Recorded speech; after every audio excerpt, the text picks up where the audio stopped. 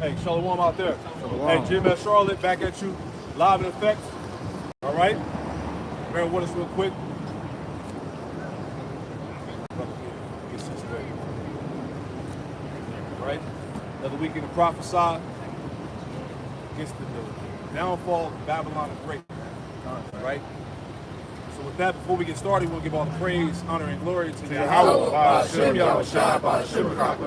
Hey, double honors to the apostles and elders, the great millstone who taught us the truth. Double salutations to all you Akim out there laboring, the house of David, the elect, was pushing his word with all truth, righteousness, and sincerity. Shalom to you, brothers. Shalom. Shalom to the elect. Shalom. Shalom. Shalom. And so essentially we're going to get into it. You know, the Lord is doing beautiful things in the earth. We're going to start with this truth, because the Lord is going to save, he's going to save his elect, We'll start with Isaiah the 14th chapter in the first verse. That's it. And it reads, Isaiah 14, for the Lord Yahweh will have mercy on Jacob, and will yet choose Israel. Right, it says the Lord will have mercy on Jacob, because if you look all over the world, Jacob is essentially being oppressed. All right, in America, Babylon, the great chief, all right, and also the other countries and nations across the globe, Right. So the brother get Psalms 147, pull up. The brother get Ezekiel 37 and verse 15 to 19. You ain't running back on it. This is the book of Isaiah, 14th chapter, first verse.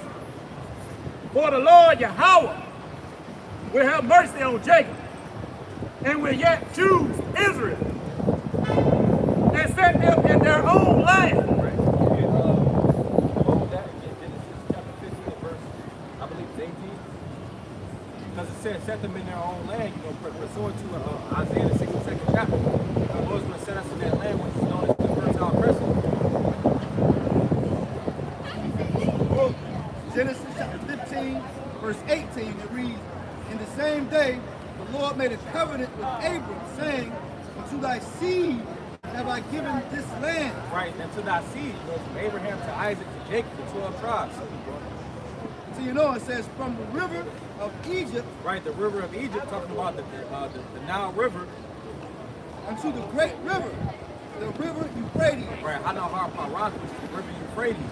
So all of that land is known as the Fertile Crescent, because it pretty much produces the best resources, the best food, the best oil. That's how that economy is going now.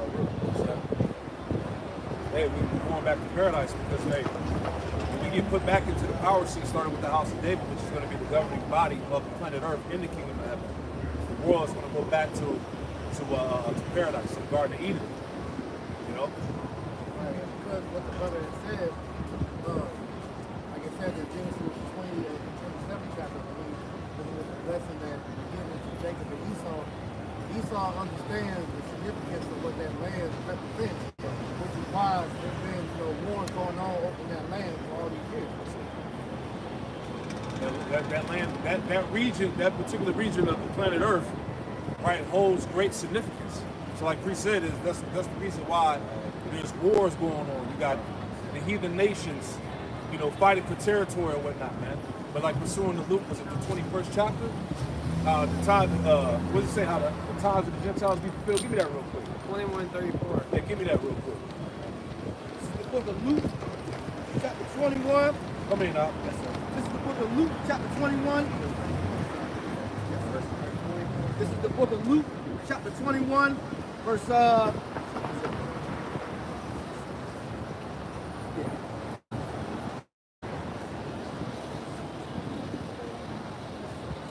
Okay, I got it. This is the book of Luke, chapter 21, verse 24, and it reads, and they, red letter Yahweh Shai speaking, and they shall fall by the edge of the sword. Right, which was prophecy going into 70 AD. The siege of Jerusalem, all right? Us being attacked by the Roman army and being scattered at that point. Go ahead. So and they shall be led away into captive into all nations. Yep. And Jerusalem shall be trodden down of the Gentiles until the time of the Gentiles be fulfilled. Right, so Jerusalem shall be trodden down by the Gentiles until the time of the Gentiles be fulfilled. And we're vastly approaching that time. This is why when Yahweh Shai comes, he's going to eradicate those heathen out of that land. Because hey, don't forget, America is going to get cleansed, but hey, the nation, the land of Israel is going to get cleansed as well, right? Because the true people of the Lord are not in that land, right? That's why we're in the beginning of all wars, the war of all wars, which is what the War of Armageddon, World War III, right? So there's going to be a great purging out of that land. You know, that's the point you got, Mark. The book of Isaiah, chapter 14, first verse, midway, and set them in their own land, and the strangers shall be joined with them. Yeah, the Israelite foreigners. Right. Can we get that part of that? So Isaiah 56 and verse 6. Also the sons of the stranger that joined themselves to the Lord to serve him and to love the name of the Lord. Right. It said to serve the Lord. Could a brother get Romans chapter 9 and start at verse 1? Because it said to serve the Lord. Only the Israelites can serve the Lord. Yeah, I got you right here. Right, this is the book of Romans chapter 9, verse 1. I say the truth in my Mashiach, I lie not. My conscience bear me witness in the Holy Spirit, that I have a heaviness and continuous sorrow in my heart, that I could wish that myself was accursed for my Mashiach, for my brethren, my kinsmen, according to the flesh. Verse 4. Who are Israelites who pertain to the adoption. Right, the adoption, which means to be brought back. And the glory. The glory. The covenants. The covenants are given to the Israelites. And the giving of the law. And the service of Yahweh Shah, and the promises. Right, the promises and the service of the Most High. All right, the service of the Lord Yahweh Bahasham Yahweh Shah is with the Israelites. All right, so only the Israelites can serve the Lord. So can we go back to the Isaiah 56? I got one real quick.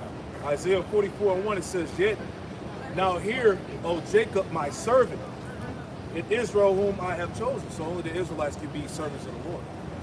All right? Everybody can't be servants. The Lord ain't dealing with the whole world as the world will want you to believe. All right? So Isaiah 56 and 6. Psalms 147. I got it right here. This Psalms chapter 147, verse 20. Verse 19. He showeth his word unto Jacob. He showeth his word unto Jacob. All right, the understanding of the scriptures goes to Jacob. His statutes and judgments unto Israel.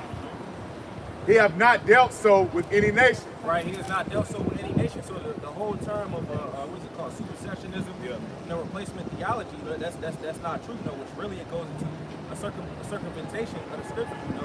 Which that's what these Christians, so-called Christians, try to put themselves into the covenants. When the covenants go with the nation of Israel. That's right. And as for his judgments, they have not known them. Praise ye the Lord. Praise ye the Lord. We can finish that out. Isaiah 56 and verse 6. Also the sons of the stranger that shall join themselves to the Lord, to serve him, and to love the name of the Lord, to be his servants, every one that keepeth the Sabbath from polluting it, and taketh hold of my covenant. Right, we just got who was the servant, who did the service, who was the servants. Right, it's the nation of Israel, which we go into the word for stranger in Isaiah 56 chapter and also Isaiah 14. It says bar, that essentially means someone that's living outside of their own land. Right, so that's being ascribed to the Israelite foreigners. That's it. That was it. Isaiah 14, and the strangers shall be joined with them, and they shall cleave to the house of Jacob. Right, the Hebrew word yachad, which means to be in unison, together. Can we get that Ezekiel 37? Start verse 15. Yeah. We have the Israelite foreigners cleaving to this knowledge right now. You got Jacob around the world that's waking up. All right, that's subscribing to the doctrine of Yahweh Bashim Shah, that's calling upon the name of the Lord. Right? That's believing. Right? Because we're in the time of essentially the Israelite foreigners, the Gentiles, waking back up. And that's fulfilling what Matthew the 24th chapter, the 14th verse, man. That's it. This is the gospel of the kingdom of heaven shall be preached to the four corners of the earth, go to a witness to the testimony, and then the end shall come. Because you have Israelites that was dispersed throughout all the lands, man, through our disobedience. This is the book of Ezekiel, chapter 37, starting at verse 15. It reads, And the word of the Lord came again unto me, saying, Moreover, thou son of man, take thee one stick and write upon it for Judah and for the children of Israel, his companions. Right, Judah and Israel. You know, Israel is the northern kingdom, while Judah is the southern kingdom. You know. Until you know, it says, then take. That's why we have the chart.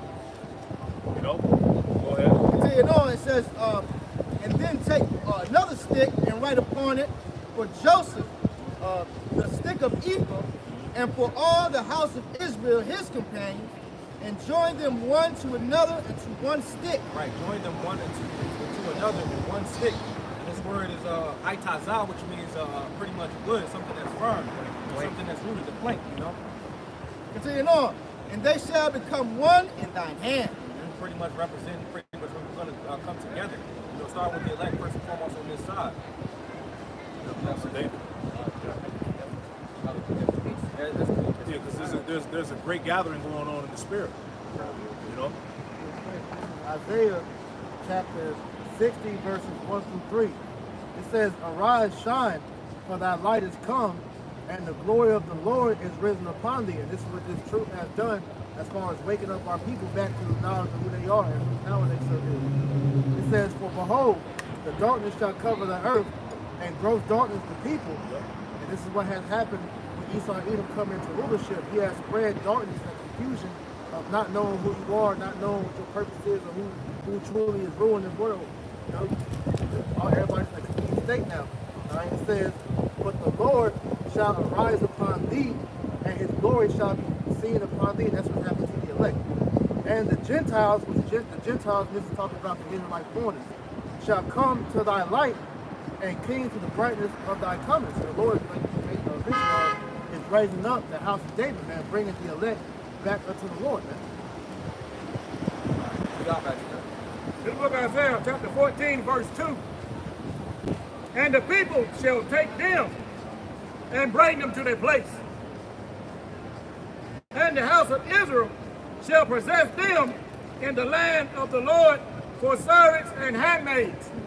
Talking about the other nations. And they shall take... So it's going to be slaves, right? You still got Jake getting emotional about that. Man. We're gonna have slaves in the kingdom of heaven, because we ain't gonna be doing any labor, man. We ain't building shit in the kingdom of heaven, man. Right? When the scriptures say when Yahweh Shai comes, all enemies are gonna be put under his feet. So what does that mean? Servitude, tributary, man. Right? Psalm 6, did we get Isaiah 60 and 10? 60 and 10. You get that? This Isaiah chapter 60 and 10. It says, and the sons of strangers shall build up thy walls, and their kings shall minister unto thee. Yeah, the sons of strangers. Now this is dealing with the actual heathen nations. They're going to build up the walls. Right. All right? Keep going. It says, for in my wrath I smote thee, but in my favor have I had mercy on thee. Yeah, and that's the balance. You know, he said, in my wrath I smote thee, but I had a favor upon thee, man. So at the end of it all, the Lord is going to give us justice, right? It's going to be a recompense. You know, go ahead. Verse 11. Therefore thy gates shall be open continually. Yep. Thou shalt not be shut day or night, that man may bring unto thee the forces of the Gentiles. Right, meaning these nations are going to bring forth their substance unto us. That substance is going to include themselves. Yep. All right? Think about it, man. Vladimir Putin, right? President of China, what's his name? Xi Jinping, Kim Jong-un, right? The top Ishmaelite leaders, they're going into captivity. They're going face first into captivity. They're going to be the first fruits of slavery, man. Right? The Lord has preserved them, all right, for to be the first fruits of slavery when the elect come back down to take over the earth. Keep going out anymore? Yeah, kind. Because the precept for this is in Revelation, the 21st chapter. There you go. And it says, therefore thy gates shall be open continually, and they shall not be shut day or night. That's right. That man may bring unto thee the forces of the Gentiles, and that their kings may be brought. See that their kings may be brought. Right? So the kings of the earth today, the rulers of this world now, are going to be slaves on the next side, man, on the other side. They're going to be underneath us. Go ahead. Verse 12. For the nation and kingdom that will not serve thee shall perish. Yeah. Yet those nations shall be utterly wasted. There you go, man. So if you don't want to get with the program, you're going to be utterly wasted, man. Pursuing Revelation chapter 2, verse 25 and 26. Give me that real quick, because I'll pass it back to you. Right? Once again, Revelation 2 and 25, 26. That's dominion. Got whoever got it, go ahead. This is the book of Revelation, chapter 2, verse 25. Read let Yahweh Shah speak. Hey, this is the patience of faith of the saints. This is what we're waiting on, man. All right? Revelation chapter 2, verse 25. Read let Yahweh Shah speaking. But that which ye have already, already hold fast till I come. Yep. And he that overcometh and keepeth my works unto the end. Now, what does it mean by to overcome? yeah, I like it. Meaning those that gain victory over the beast. Right? They don't sell out, they don't submit to this man's system. Those that overcome this man's trap, so to speak, man. Go ahead. Verse 26, Revelation chapter 2, verse 26. And he that overcometh and keepeth my works unto the end. That's right. To him will I give power over the nations. To him will I give power over the nations. We're gonna have power over the nations, man. Right? We're gonna have those keys of David, if you will, man. Complete power and authority over the world, man. Go ahead. Verse 27, Revelation chapter 2, verse 27. And he shall rule them with a rod of iron. That's right. As the vessels of the potter shall they be broken into shivers. Yep. Even as I received of my Father. Yeah, so we're gonna rule over the nations with a rod of iron. That represents power and authority. Right? When you think about a scepter, or you think about a staff, right? That's a representation of power. And that's what the Lord is going to give to his men. All right? Starting with the house of David, the elect, that governing body that's going to rule the planet Earth in the kingdom of heaven.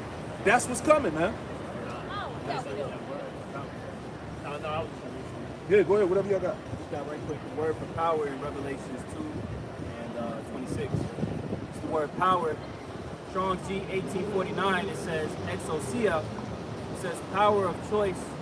I'll jump straight to the point. Physical and mental power, the ability or strength which one is endued, which he either possesses or exercises. As we know, Israel is going to be perfected under that new covenant, right? A group, a governing body of spiritual men, right? It goes on to say, it says the power of authority, influence, and of right privilege. Okay, so Israel is not only gonna hold the power, right? The privilege of the power that the Lord will bestow unto us, but we will have the influence to enact these laws, statutes, and commandments in the earth. Yeah. It says the power of rule or government, the power of him whose will and commands must be submitted to by others or obeyed. There you go. The standard. Yeah. The standard is going to be what? The law. Yeah. The law is going to be issued out throughout the planet Earth. That's what's going to be the ruling standard, if you will, on the planet Earth. The law is what's going to help the earth regenerate back to righteousness, man. All wickedness is going to be eradicated from the earth, man. If I can add, because the ruler, whoever's in power, pretty much enforces the law of the land. That's it. So, like how we see Esau, everybody has to follow his ways. So when we get in the power seat, our standard is going to be the law, statutes, and commandments of Yahweh Shah. I got it right here. This is Isaiah chapter 2, verse 2. And it shall come to pass in the last days that the mountain of the Lord's house shall be established in the top of the mountain. Yeah, the mountain of the Lord's house should be established in the top of the mountain. It's talking about the kingdom, man. The government, Jerusalem, is going to be the top ruling authority in the earth, man, above all the other nations. Where it says top of the mountains, mountains represent major governments. Go ahead. It shall be exalted above hills, and all nations shall flow unto it. There you go. Go ahead. And many people shall say, go and say, come ye, and let us go up to the mountain of the Lord, to the house of the power of Jacob, and he will teach us of his ways. Yeah, we're gonna teach the world the law. We're gonna teach the world our ways, because that's what's gonna rejuvenate the planet Earth. You see, the nations are gonna come to us to help regenerate the planet Earth, man, to put things back in proper order, right? Well, it's going to be balanced in the sea, man, in the ocean. It's going to be balanced upon the land, in the air that you breathe, the food that you eat, man. We ain't going to have no GMOs, man.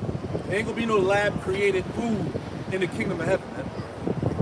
Baby mama, baby Yeah, no baby mama, baby niggas, right? It ain't gonna be none of that.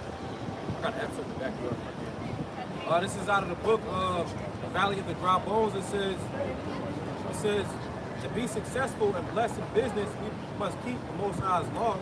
To some people, this might sound too puritanical, but divine law is necessary in order to live in an orderly society. Divine law is necessary in order to live into what? An orderly society. An orderly society. The Lord is all about order. Right? Give me Isaiah 26:9 to add on to what the brother read in that commentary. Right? Divine order is necessary to live in an orderly society, man. That's why, hey, look what everything on this side, everything is out of order. Everything is in disorder. This is why we echo the sentiment that this earth is in dire need of new management. And that's why it says in Isaiah the 10th chapter, the city of confusion is broken down. Come on, man. This considered confusion by ball, which is America, man. Everybody's confused, man. Right. But they're confused because of what the laws are being put in place now, which are not conducive to what the Lord has established. Right. Everything Esau does that we always go into this modern way of thinking and doing things is opposed to what the Lord set up. Yeah. You know, Esau, he's the physical counterpart of Satan. That word Satan in Hebrew is shaitan, which means to be adverse, adversary. So what the Lord sanctioned as good, what you read about in Genesis, all right, Esau has went behind and pretty much made to be the opposite of what the Lord. This is why everything's in disorder. That's right. Go ahead. This is the book of Isaiah, chapter 26, verse 9. It reads, with my soul have I desired thee in the night. Ye, with my spirit within me, will I seek thee early. For when thy judgments are in the earth, the inhabitants of the world will learn righteousness. This is the book of Isaiah, chapter 26, verse 9. And it reads, with my soul have I desired thee in the night. Ye, with my spirit within me, will I seek thee early. For when thy judgments are in the earth, the inhabitants of the world will learn righteousness. Right, the inhabitants are going to know righteousness because that's going to be the law of the land. You know, that's essentially like we got the excerpt. Pretty much, you know, that's what's going to allow things to thrive and not survive. You know, because everything is like hanging on by a thread. Could the brother get Proverbs 29 and 2? Get Isaiah 29 and 12. Yeah, things are going to thrive and not survive. That's a great point, man. Because hey, if you think about it, the Lord's creation, everything is out here really just trying to survive, man. Everything is hanging off a damn twig, so to speak, you know? People, especially, you know, like you said, everything is pretty much dying. Yeah. Like you said, it's about it's the book of Isaiah, chapter 24, verse 4. And it reads, Start at the top. This is the book of Isaiah, chapter 24, verse 1. And it reads, behold, the Lord maketh the earth empty. See, these are the things that we think about, man.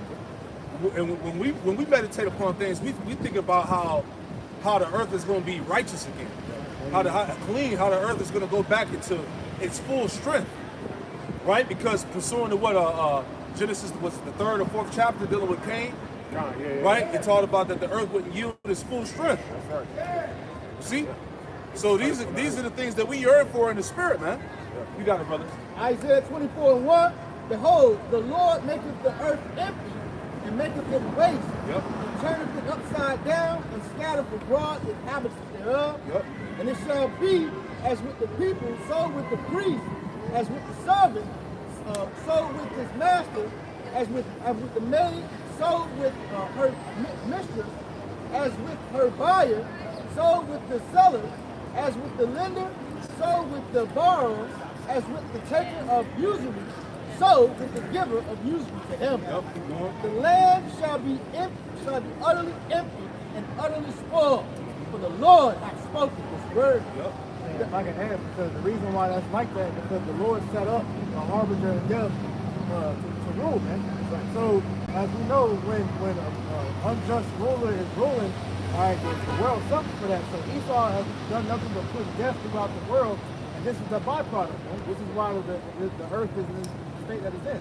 Like in 2 Ezra 14 talks about how the earth has become weaker through age. So every rulership, as we went into last week, has a different rulership that we read about in Daniel. As the technology increased, you know, the quality of life decreased. Isaiah chapter 24, verse 4, and it reads, the earth mourneth and fadeth away. The world langueth and fadeth away. The haughty people of the earth do languish. Yeah. That's because the laws of the Lord are not being upheld, man. This devil has put artificial everything, 5G, 6G everywhere. You know, he's moving animals out of their natural habitat that's being used to maintain the earth. The people are all messed up, so everything is in the worst state possible. Man. This is what happens when there's no order. Yeah. Like I said, when there's no order, there's disorder. Disorder brings chaos, and eventually brings death. That's it. Isaiah 24 and 5. I'll be verse 4. It reads, the earth mourneth and fadeth away. The earth mourning. The planet Earth is mourning. Everybody in the world is in a state of mourning. All right, go ahead. Yeah, if you can tell, look how natural disasters are just becoming a normal thing now. That's it. That's the earth fighting back. You know, they're saying that like in different parts of the world, different poisonous crops are rising because that's the earth fighting against it. Because the earth has a natural defense mechanism too, man. Just like your body has the antibodies, the white blood cells, the earth has that too.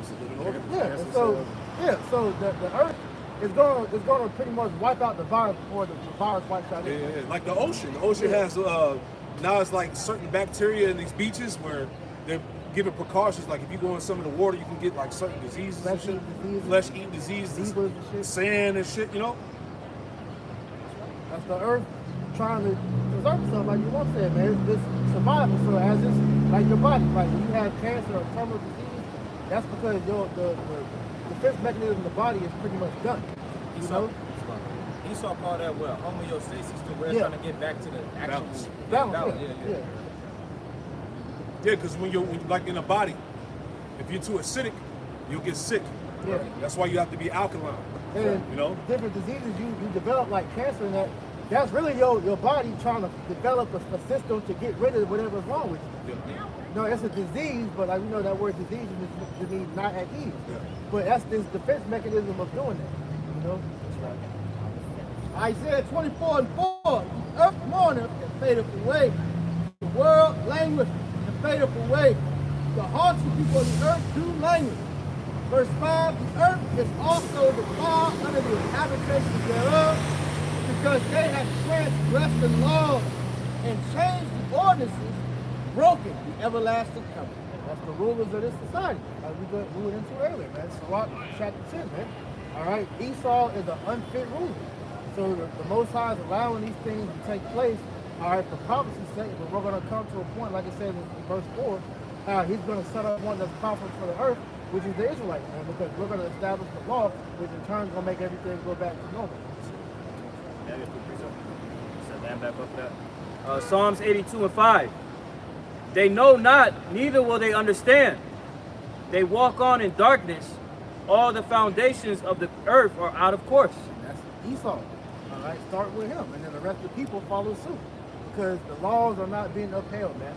When you Jake's fella realize that how important that is to the planet, to yourselves and to the planet, man. You will not get well, the planet will not get better until the laws are established and that's held to the standard of the earth. That's why the law is perfect, man. All right, and like I said, since Esau has put the mentality of God messed up, he did it wrong, this is why we see the state that we see now, man. This is Revelation chapter 6, verse 4. And there went out another horse that was red, and power was given to him that sat thereon to take peace from the earth. Right, because it said to take peace from the earth, because when pretty much everything was created, the Lord said it was good. It had a certain order to it, but Esau, going back to the precept the brother Itazawan brought out, the foundations of the earth are out of course. So essentially Esau has put different creations and things they're not meant to do. So for example, he calls a dog a fish, and really that puts out like unrighteous vibration.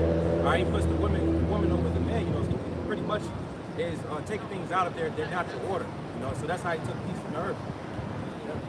It says, and that they should kill one another. Right, and that they should kill one another. If you look up, right now who produces the most weapons, most of those countries, the top 15 is going to be Edomite nations.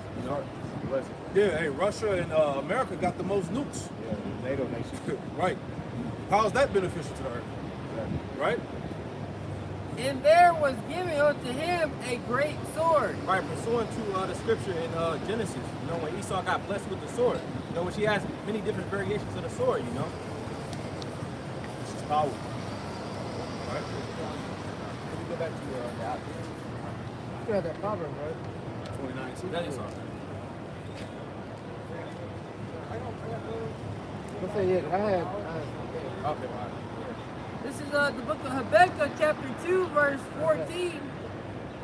It says, for the earth shall be filled with the knowledge of the glory of Yahweh Shemel Shai as the waters cover the sea.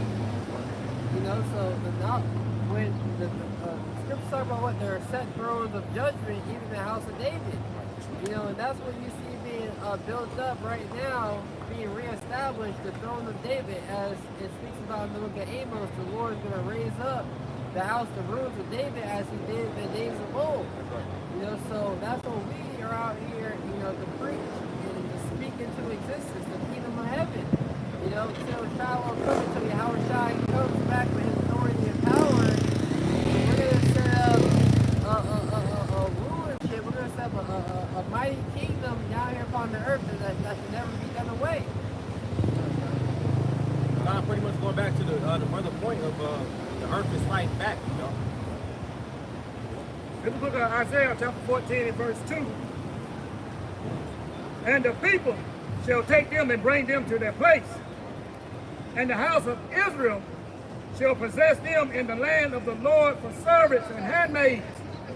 And they shall take them captives, who captives they were. And they shall rule over their oppressors. Right, because we've been oppressed by Esau, Edom, you know, and also the other heathen nations. But can we get that Psalms 149? So Psalm 149, I'll start at verse 4, it reads, for the Lord taketh pleasure in his people, he will beautify the meek with salvation. Let the saints be joyful in glory, let them sing aloud upon their beds. Right, said the meek with salvation, you know, who represents the meek of the earth? You know, the Israelites, you know. The scripture said in the curses pretty much, we will be the tail, you know, not the head, you know, so we represent the lowly, you know, on this side. Chiefly the elect, you know, the elect is going to get the kingdom of the first go around.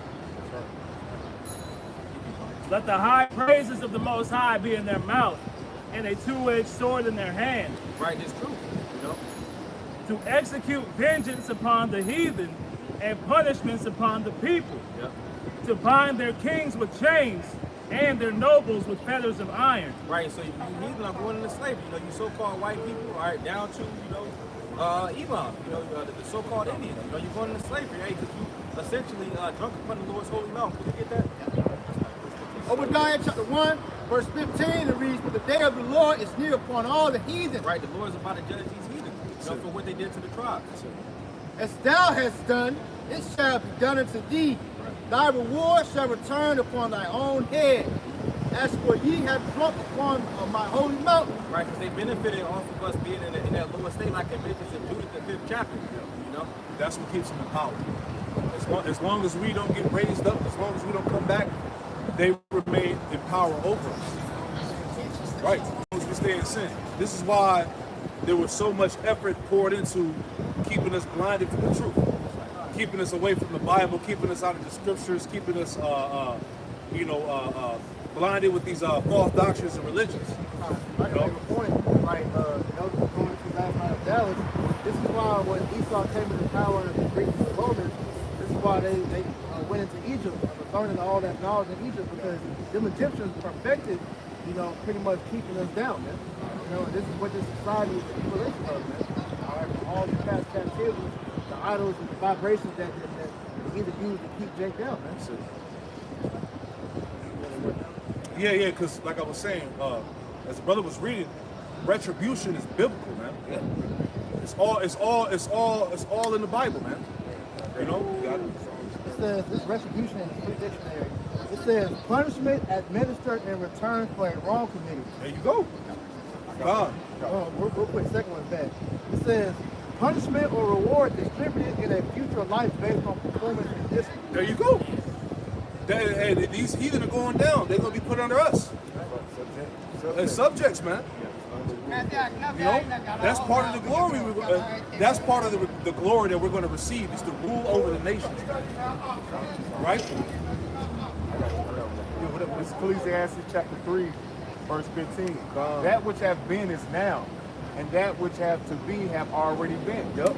Yahweh requires that which is past. Hey, because these heathen nations haven't paid for what they've done to us. Hey, Psalms 83, that whole chapter, retribution is required. Yeah. Right? They said, hey, let us come together to cut the nation of Israel off from being a nation, that the name of Israel be no more remembrance. Right? And that's in effect to this very day, man, because what? It was a period of time where we were discontinued from our heritage. And Esau and these nations played a role in that, man. Because they knew what we was doing to them according to the past. Yeah. Add to what you said, show no nation innocent. This is First Maccabees chapter 2, verse 10. Yep.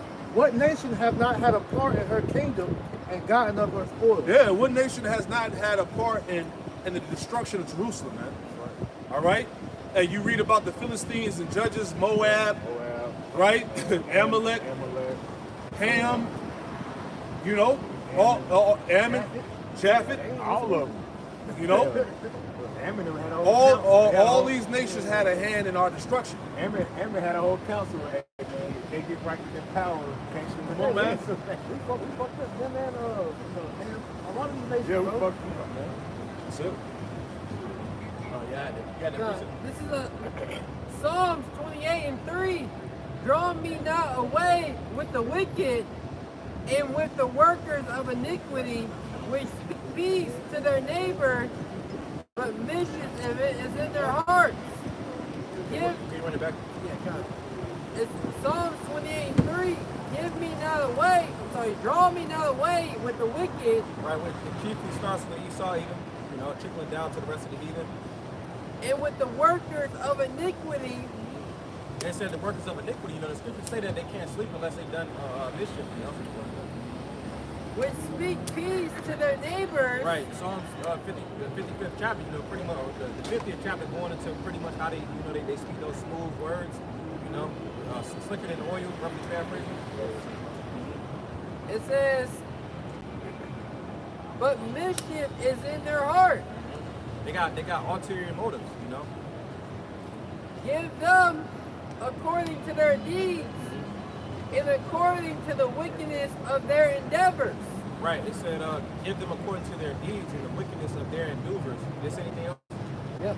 Give them after the works of their hands. Render to them their deserts. Right, that word deserts goes back to gabal, which is a recompense. So pretty much it goes, if you get in the NLT, it pretty much says just deserts. You know, that's true, just deserts. You know? Yeah. So essentially, these heathen are going to receive, you know, for the wrong that they have done. The 2 Thessalonians 1:6. Seeing is a righteous thing with Yahweh to recompense tribulation to them that trouble you. They said it was a righteous thing.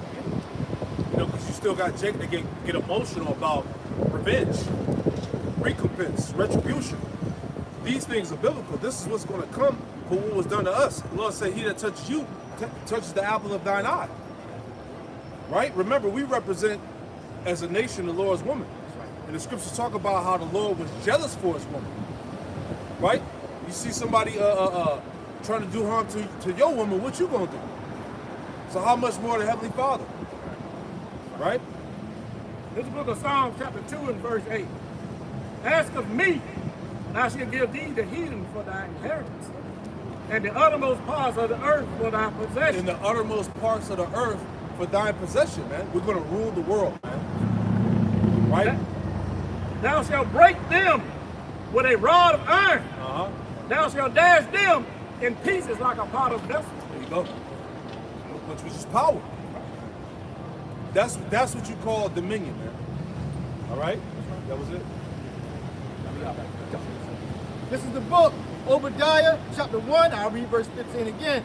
And it reads, for the day of the Lord is near upon all the heathen. That's right. As thou hast done, it shall be done unto thee.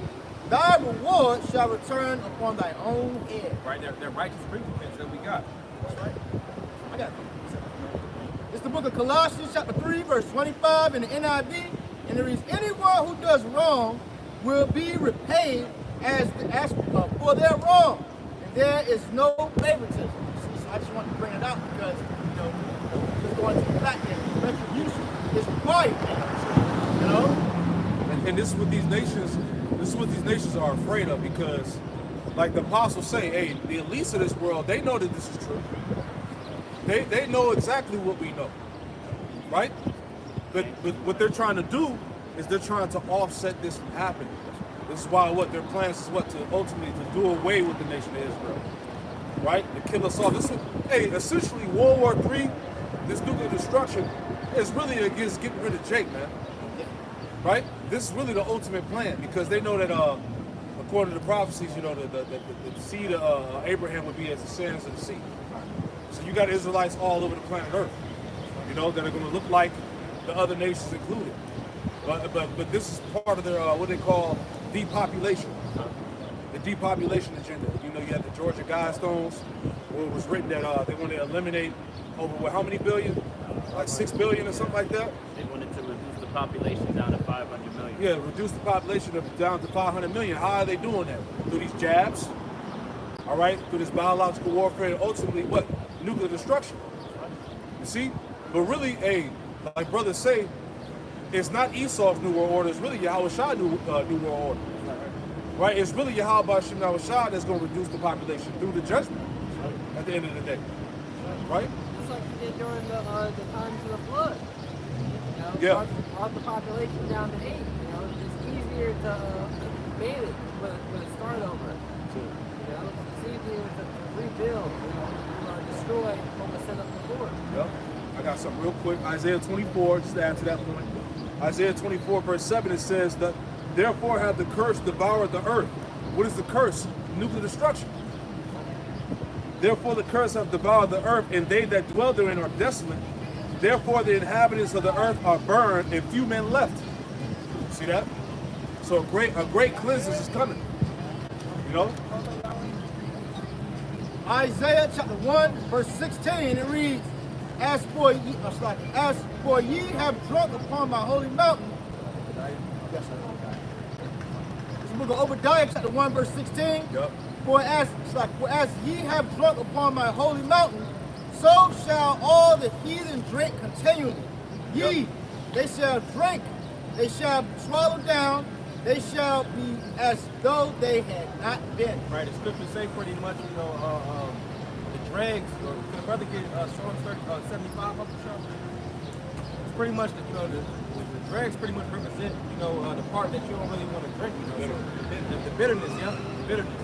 So the bitter parts is going to entail of, these heathens slavery, Slavery, their kingdoms being destroyed, us being on the top, being going back to the bottom, It's Psalm 75, verse 8. It reads, For in the hand of the Lord there is a cup, and the wine is red. It is full of mixture, and he poureth out the same. But the dregs thereof, all the wicked of the earth shall wring them out and drink them. Right, and that's the part that you don't really want. So they're going to have to face, they're going to have to pretty much be brought to trial for what they've done,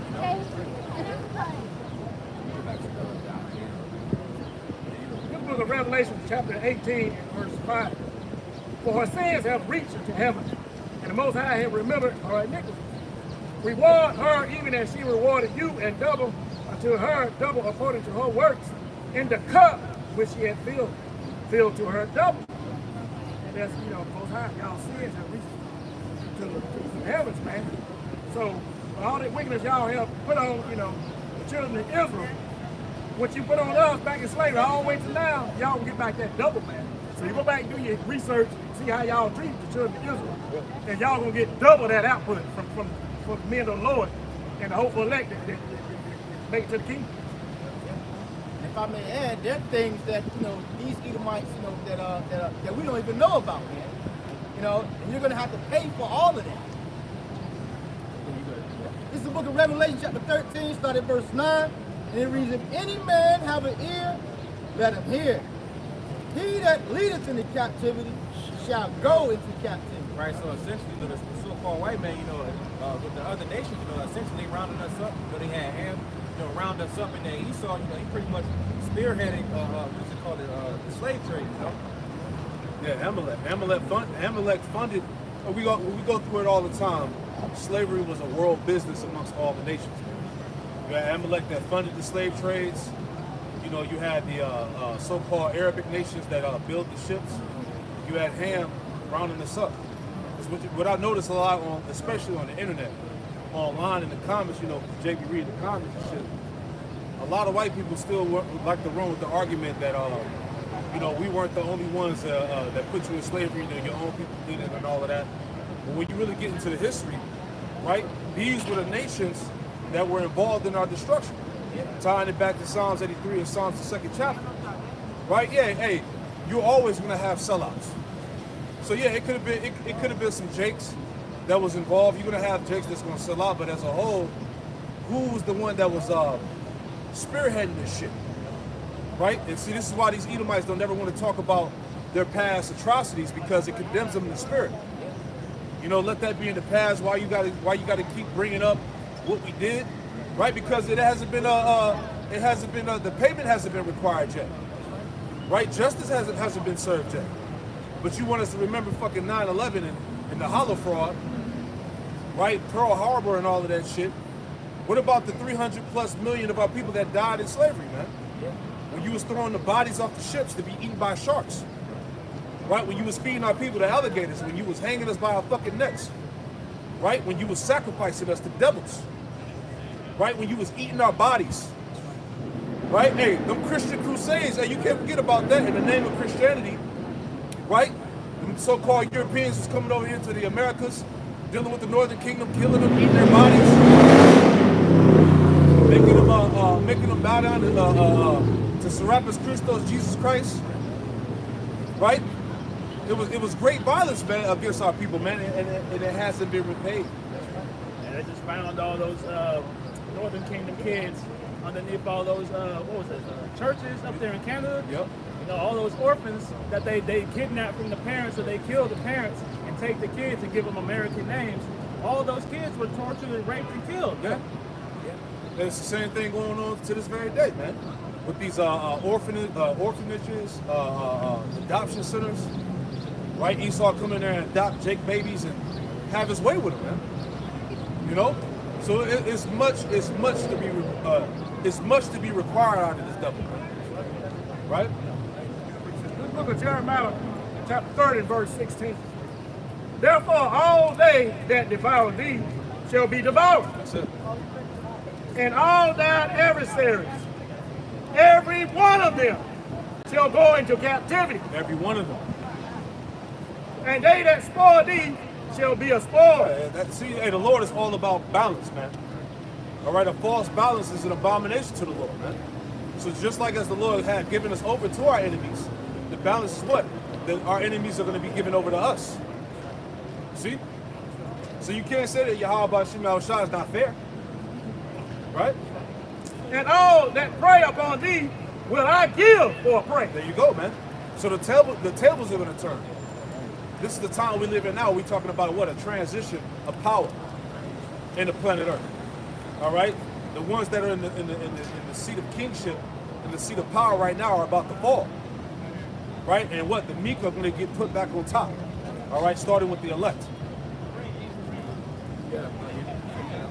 This is the book of Revelation chapter 13. I start at verse 9 again. If any man have an ear, let him hear. He that leadeth into captivity shall go into captivity. Esau is born into captivity, along with the other heathen. He that killed with the sword must be killed with the sword. Here is the patience and the faith of the saints. Right, that's essentially what we're waiting for, that transfer of rulership, you know? That's right. In the book of Isaiah, chapter 14 and verse 3. And it shall come to pass in the day that the Lord Yahweh shall give thee rest from thy sorrow and from thy fear. Right, man, read that again. See, this is the good news right here, man. This is what our people need to hear, man. Read that again, huh? Isaiah 14 and verse 3. And it shall come to pass in the day that the Lord Yahweh shall give thee rest from thy sorrow. Yeah, see, we need rest. Pursuing to what? Hebrews the 4th chapter? We're laboring to enter into the Lord's rest, which is the kingdom. Right? Our people are downtrodden, beat the hell down. Right? Pursuing to Daniel the 7th chapter. right, where it talks about, give me that real quick, man. I'll have you read that again. Daniel 7, where it talks about how he would wear out the saints. Give me that. Jake, hey, the Israelite in general, man and woman, is catching pure hell on this side, man. Right? We need rest. We need Yahweh Shai, man. You know, we need deliverance. You got it out. This is the book of Daniel, chapter 7, and I'm going to start at verse 25. And it reads, and he shall speak great words against the Most High. Yep. And he's doing that now. Hey, this devil is speaking great words against the Most High through what? His science and technology. We don't need God no more. Who's the Most High? Right? What did the devil say that the Messiah was fake news? This is the shit that he's talking right now with his chest out. Yeah, that flamer. Daniel chapter 7, verse 25. And he shall speak great words against the Most High. He shall wear out the saints of the Most High. Yeah, it shall wear out the saints of the Most High. Hold that. Give me that word for wear out. So wear out. In Strong's H1080, it reads, to the point, to harass constantly. To harass constantly. The Israelite, you so-called Negro, Latino, Native Americans, and Hispanics are harassed constantly on this side. Why? Because the Lord said what? That this is not our rest. We were brought over here to serve captivity, hardcore captivity at that. We would be at the bottom. We would be the tail, as Scripture say, not the head. Right? The nation, how's it called? The nations that will get above thee, right? But thou should be brought down very low. This is why your life is disregarded. This is why you don't matter. This is why you're, when it comes to any type of social issues concerning our people, it's insignificant. You know, go cry me a river, that's what they'll tell you. Too bad, suck it up. Yeah, pick up your boots by the strap. Right? That's what's pushed. You know? Because what we have no power but Yahweh Shai. It wasn't gonna be through marching, it wasn't gonna be through crying, it wasn't gonna be through none of that, man. We simply have to wait on the Lord. If I could grab right quick, Saquon, because you were touching on the point of how we need Yahweh B'Shem Shai, right? The curses that we're subjected to, when you get into the understanding, as the Quan was speaking of, is due to our disobedience. Right. Right? If I may grab right quick.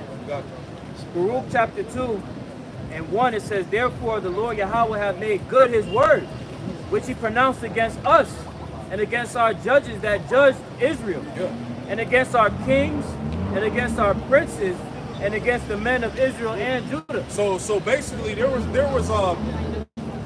a code of conduct. There were stipulations that we had to uphold, you know, by the Lord, and we broke them. Right.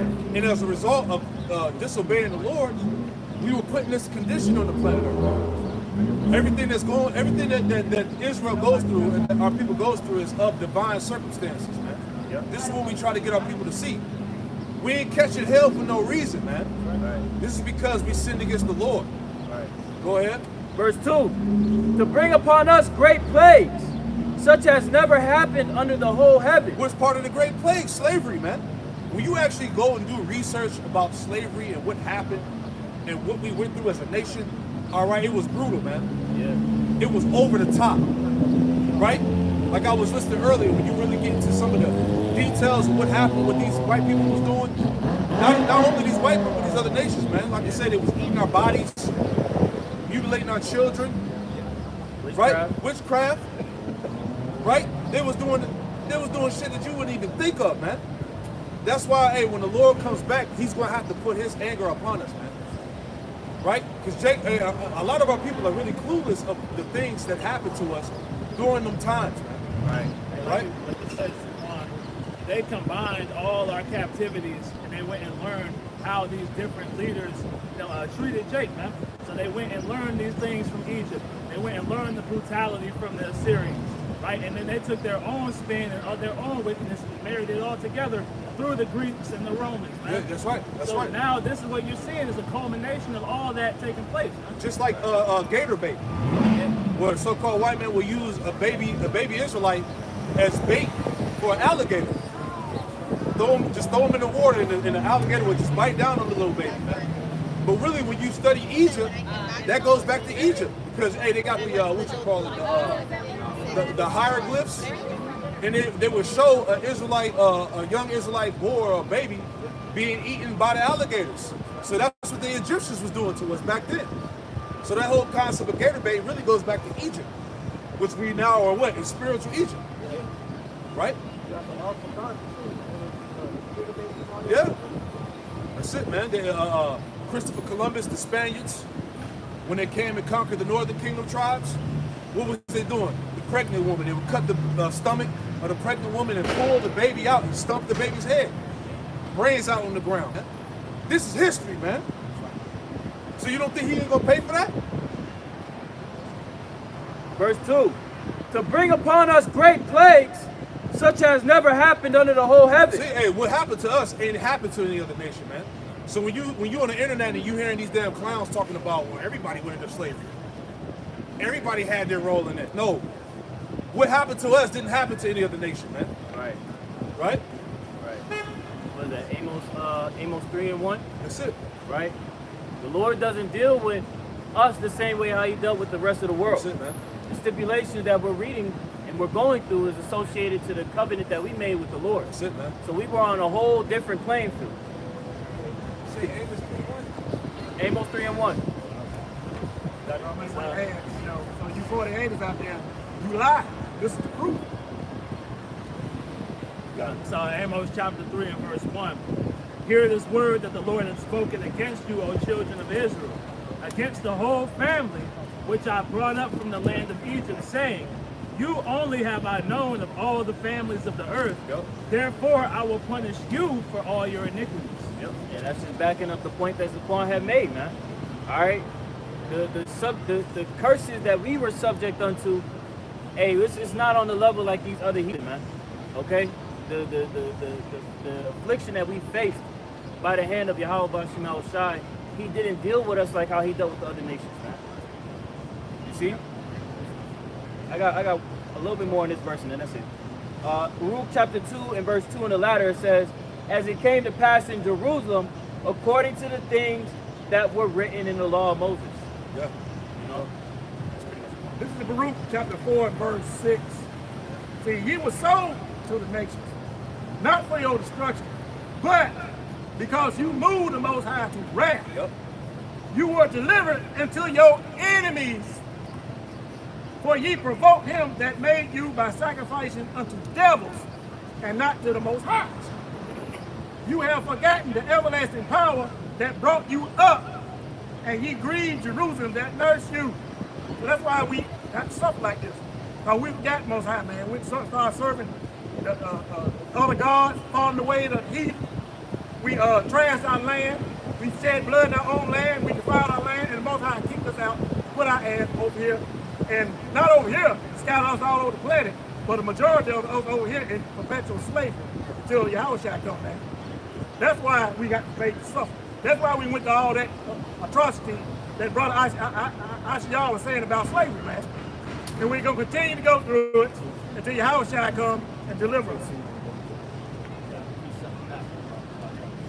This is the book of Baruch, chapter 3, verse 8, and it reads, behold, we are yet this day in our captivity, but thou hast scattered us for a reproach and a curse. Yep, for a reproach and a curse. Go ahead. What does reproach mean? Look that up, somebody. Go ahead.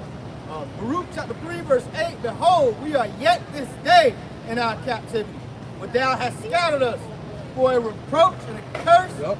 and to be subject unto payments. Yeah, to be subject to payments, man. Bills, alimony, child support, debt, right? All these things consume our people, man. You know, it's hard for you to get ahead. It's hard for you to maintain stability, right? Your job ain't barely paying you shit. Then when you get your check, Uncle Sam, right? Taxes, right? He done took his cut, so you left with $2. If I can add too, they make it hell for you to try to move up in that. Like I seen the brother in the video earlier this week going into, Jake starting to realize that corporate America ain't poor. Yep.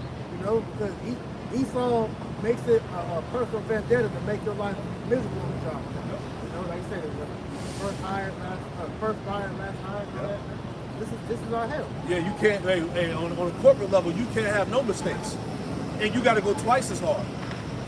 Right? You gotta bear the book. Esau come and say anything to you. You can't speak up for yourself. You know? Otherwise, the one thing an Edomite hates is an outspoken Jake. You know, you start speaking up for yourself, that's your first thing that is. You just gotta play the low. Yeah. You gotta take that shit, man. Like you said, he don't want a nigga to be outspoken, man.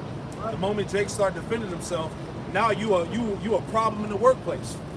Now you get sent up to HR and shit, niggas lying on you and shit. Yep. Right? The mother crackers on the job hating on you, you know, trying to get into your personal business so they can go up there and lie to the boss on you. Brother's been through that. You gonna get the worst job? Yep. Yeah. That's the word for it. Said it was on reproach, and it says charapah, and it says scorn, taunt, scorn upon the enemy, reproach, resting upon condition of shame, disgrace. Yeah, we're reproached, we're ashamed, we're a disgrace as a nation, man. We're greatly despised amongst these people, man. You know? But that's all part of what? Us being disobedient to Yahweh Shem Shah. This is why the Lord said that we would become a byword and a proverb and also an astonishment. You know? Go ahead. Baruch chapter 3, verse 8. Behold, we are yet this day in our captivity, when thou hast scattered us for a reproach and a curse, and to be subject unto payments, according to all the iniquities of our fathers, which departed from the Lord our power. And like brothers was just making mention about the job. Hey, you could be quiet, you don't say nothing, that's still a problem. Hell yeah. Hey, cause when Esau can't figure you out, you become a threat to him. Yeah, why you have that talk to him? Right. All of them. Yeah, you don't talk enough. You're not involved enough. Yeah, you're not a team player. We brought sausage biscuits. It's Tyrone. Why you're not eating it? Right. People get a promotion because they said I wasn't outward enough. Yeah. Esau got it all. He got the whole playbook laid out on how to keep you niggas at the bottom, man. Yeah. Right? You could go above. Hey, no, check this out. Don't let Jake go above and beyond on the job. Now Esau gonna hold you to that standard. Oh yeah. So when you fall below that standard, it's over now, man. If you bored, they're gonna hate on you. Yeah. You know, he's doing too much. Yeah. Start trying to politic. Yeah. Why you always on overtime? Yeah. You set the standard up high, and all the Jakes up under you. They can't make it. That's what they got to do. Yeah. And if you can't do it, you got to move you to another job that you hate. All you Jakes can relate to that. They start thinking you on drugs when you're doing too much. Yeah, that drug test. This company, which you probably know down the road, EGK. Anytime you get a promotion, they drug test you, man. Anytime you get a promotion, anytime you go on vacation, anything, they drug test you. And who do you think that is? Jake.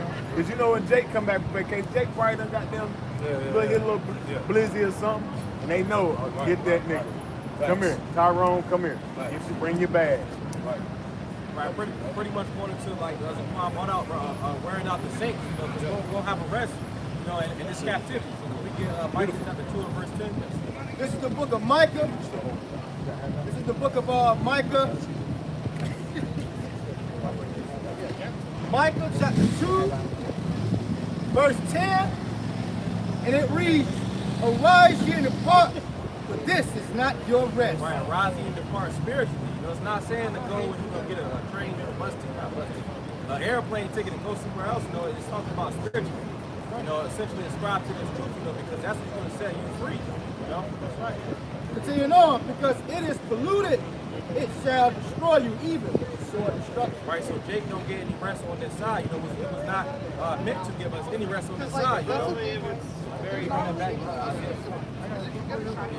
It's Hebrews 13 and 14.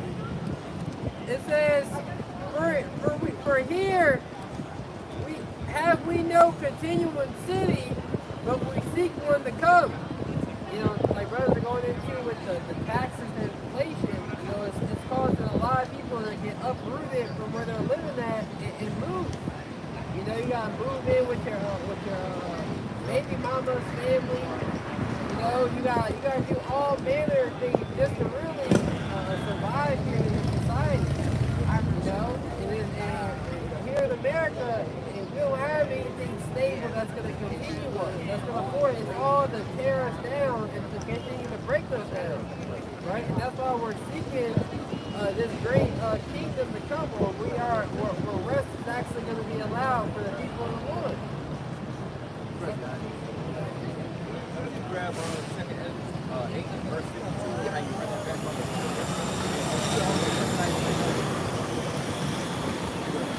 This is the book of Isaiah, chapter 14 and verse 3. And it shall come to pass in the day that the Lord Yahweh shall give thee rest from thy sorrow, and from thy fear, and from the hard bondage wherein thou wast made to serve. Right, said from thy fear, the scripture said pretty much when we scattered, across the four corners of the globe, Jake's life would hang in fear, Jake doesn't have any security of his life, in these different captivities. And it said bondage, but I'd rather get Exodus chapter 20 and verse 2. You get that up on the watch? Exodus 20 and 2.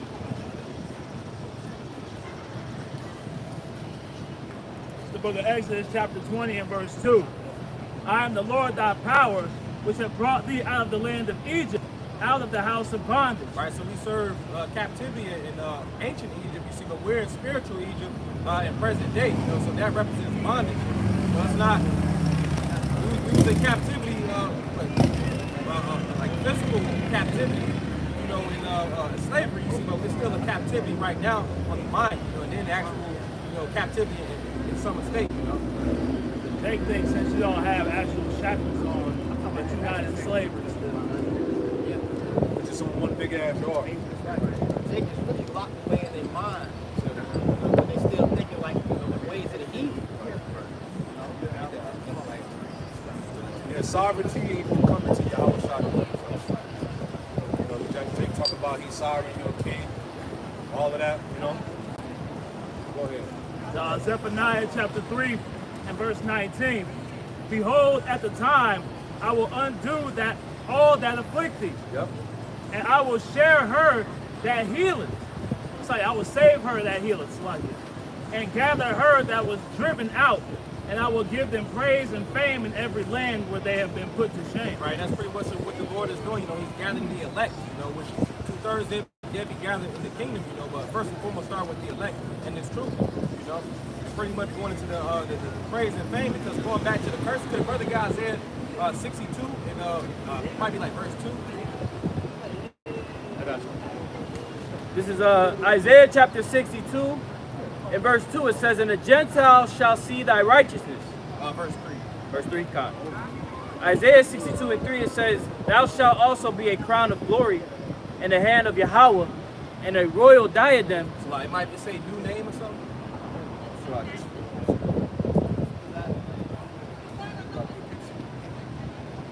Oh, yep, I got it. It's Isaiah 62 and 4. Thou shalt no more be termed forsaken, neither shall thy land any more be termed desolate. That's pretty much what Zaquan went into, because right now we're known as a shame or a disgrace, because it said, you continue on. But thou shalt be, but thou shalt be called Hephzibah, Hephzibah, and thy land Beulah, for Yahweh delighted in thee, and thy land shall be married. For as a young man, we're gonna be joined back to Yahweh Shai. We're gonna be married back unto the Lord. Right? Lord said that in Jeremiah the 3rd chapter. He said, "O Zion, I am married unto you. Therefore return unto me," roughly paraphrasing. Because Jerusalem, Israel is regarded as the Lord's woman, Jeremiah 62. A comely and delicate woman. Go ahead. Jumping back up, Isaiah 62 and 2, it says, and the Gentiles shall see thy righteousness, and all kings thy glory, and thou shalt be called by a new name, which the mouth of Yahweh shall name. Right, a new name. So when you go into the word new, it's chadash, which means to be new, be renewed, or be repaired. The Lord is going to repair us. So going back to what it said, thou shalt get fame and praise in the land, pretty much. Going into how we're going to be repaired, we're going to be called Yashar Allah. We're not going to be called, blacks, coons, diggers, whatever, what have you. We're not going to be ashamed and disgraced anymore. The Lord is gonna refresh our nobility again. We're gonna go back to nobility as kings and priests of the planet Earth. God. As the sons of God. Go ahead. God. Jumping back down to verse 5. For as a young man marrieth a virgin, so shalt thy sons marry thee. See that? So shall thy sons marry thee. All right, we're going to be joined back unto the Heavenly Father, and that came through Yahweh Shah, man. Yeah, through that new covenant, man. You know, it's through Yahweh Shah's blood how we're, we're reconciled back to the Father, man. That's right. We're gonna marry back unto Him, because remember, the Lord divorced us. He turned His face from us, man. Pursuing to Isaiah, was it 50:1? Right? You got any more? That's why He passed us on. Right. That's why He said, "Well, you are no people." Yep. Go ahead. And as the bridegroom rejoiceth over the bride, so shall thy power rejoice over thee. There you go, man. So it's a reunion that's going on right now in the spirit, man. That's right.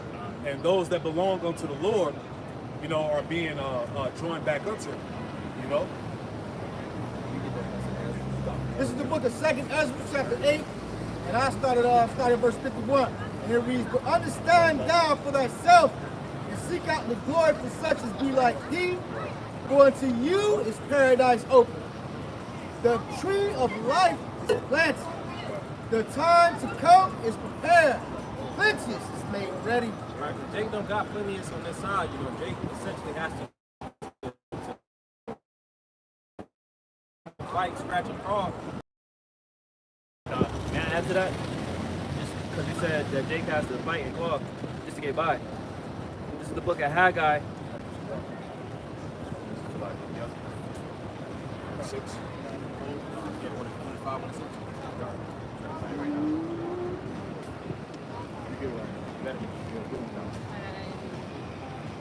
You got it? Yep. So Haggai chapter 1 and verse 6. Ye have sown much and bring in little. Ye eat, but ye had not enough. Ye drink, but ye are not filled with drink. Yeah, this is the state of the Israelite, man.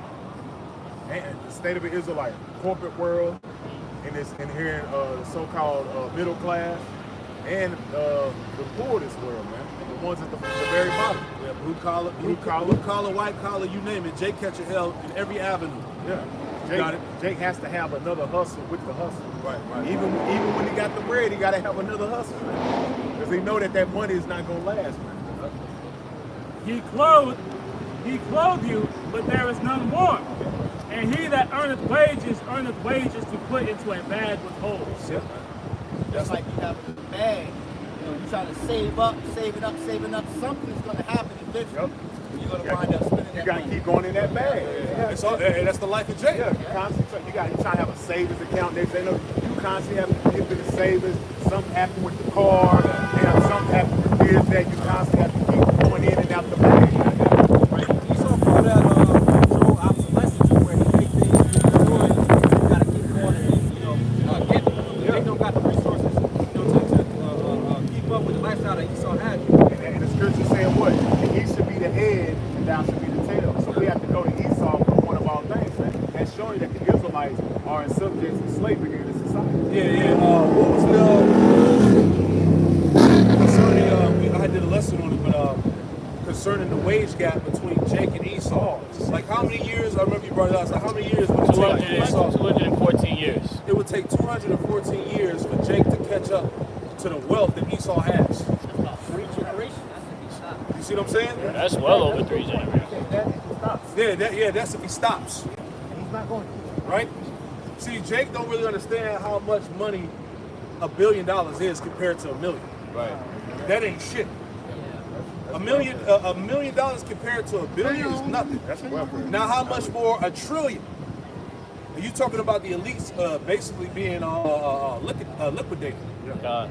You see what I'm saying? So it's a different type of level of wealth when it comes to these doubles, man. If I could add, Zaquan, there's this video that brothers and sisters should check out on this page called Johnny Harris, where he breaks down the wealth disparity between somebody that makes $25,000 versus $25 million. And just the difference alone of the resources that you have access to, you really become disconnected from the problems of the world. Lifestyle inflation. Yeah, lifestyle inflation, yeah. Because another reason why Jake is hard for them to get up, because they're trying to keep up with the Joneses as far as all the distractions and shit out here. So it's hard for Jake to spend. I mean, save, because he's always spending. Like I was bringing out in that Haggai, it's saying, you know, you want to save up for a rainy day. the shit is always raining. Yeah. You know? But Esau knows that the so-called black dollar is what keeps the economy running. Because they know that Jake spends. Jake gonna spend the money, man. This is why when it comes to marketing and advertising, it's always advertised to who? Jake. The Jake. And they know, they studied it to a science to where Jake is always going to be drawn towards like the high name brand stuff instead of the knockoff version. It's a form of consumerism that they study. You know, it's psychological with Jake. Yeah, what is it called? How to buy a Negro, or how to sell to a Negro. Yeah. I did a lesson on it a while ago, man. It's heavy, man. You know? The book of Deuteronomy, going back to the curse. The book of Deuteronomy, chapter 28, verse 16. Verse 16. Deuteronomy chapter 28, verse 16. And it reads, "Cursed shalt thou be in the city, and cursed shalt thou be in the field. Yeah. Cursed shalt thy basket." And read that again, Salaki. Yes. This is the book of Deuteronomy, chapter 28, verse 16. And it reads, "Cursed shalt thou be in the city, and cursed shalt thou be in the field." Yeah. Jake is in the slums. Jake is on the reservation. Jake is in the hood. He's in the projects, man. The barrios. Right? Yeah, Hold on a second. you're talking about $1 million, compared to a billion or a trillion. Well, dealing with a million seconds is only 12 days long. A billion seconds is 31 years long. And a trillion seconds is almost 32,000 years long. Come on, man. So put that in money. Yeah. Jake is nowhere. Come on, man. You're not catching with that. You're not catching up with that. That's what's it called? What's the disparity? Wealth disparity. Wealth disparity, man. Right? That's crazy, man. Yep. You know? Yeah, read it again. Deuteronomy chapter 28, verse 16. That's a good point. Send that to me, bro. And it reads, "Cursed shalt thou be in the city, and cursed shalt thou be in the field." Right, that's why Esau pretty much made the term inner city. When you look up inner city on Google, it's going to be a plague with like socio-economical problems, Right. which is chiefly Jake. Yeah. You're the poor of the world. Yeah. You're the lowest of the low. And no matter where you go all over the world, you're going to still find yourself in the lowest place, man. Yeah, hey, look at all these multi-millionaire Jakes right now. These rappers, these celebrities. Look at the shit they going through right now, man. They supposed to be on top. Yeah. Jake catching hell, Jake getting divorced, losing all his assets, child support, overdosing on drugs, miserable. You see? So it don't matter what your status is. If you a Jake, you catching hell, man. That guy And- Tyrese just did a video. Yep. He was crying, because he was 73,000. Yeah. child support. That's nasty work. Yeah, the rest of it, Come on, man. This nigga that made top chart music, man. And look at the hell he catching. That's his fault. This nigga that got married 3 times ain't learned yet. You see? Come on, man. This ain't your rest, Jake. And here it is. Hey, a lot of these celebrities, as we know, have sold their souls. They sold out, did all of this foul shit to get the fame and the glory. And look at them now. Right? Look at Prince. Look at Michael Jackson. You talk about some of the greatest artists of all time, man. Through. Yep. Kanye. Right? Who else? The list goes on. Tina Turner, All of them, man. They make great music, and then the music that you don't even know they made because another artist used it. They're behind it, man. Like a lot of songs of Michael Jackson, he helped make. People don't even know he was behind it. You got it, brother. This is the book of Deuteronomy, chapter 28, verse 16. It says, "Cursed shalt thou be in the city, and cursed shalt thou be in the field. Cursed shalt thy basket and thy store." Yeah. That going back to what? The what was it called? Disparity, wealth disparity, man. God. Hey, niggas is broke. Niggas don't really got it like that. I don't give a damn what you say, man. All the flexing you see on social media is big cap. God. Right? Even this, like it said in the store, Jake don't really have no businesses, really. Right. Like the businesses that they try to set up, it only lasts a certain period of time because they don't have the resources, they don't have the funding, they don't have things put in place to really sustain themselves. Right. The poor man due to the curse. Right. That's why you hear people talk about the black dollar. There's no such thing as the black dollar. No. You know, because at the end of the day, it has whose face on the dollar? Esau, Edom's face. You know, showing you that, you know, we're under the curse. I think a lot of those like black entrepreneur people say the basically the black dollar only circulates in the community for like 4 seconds before it's gone. Sure. You know? Second.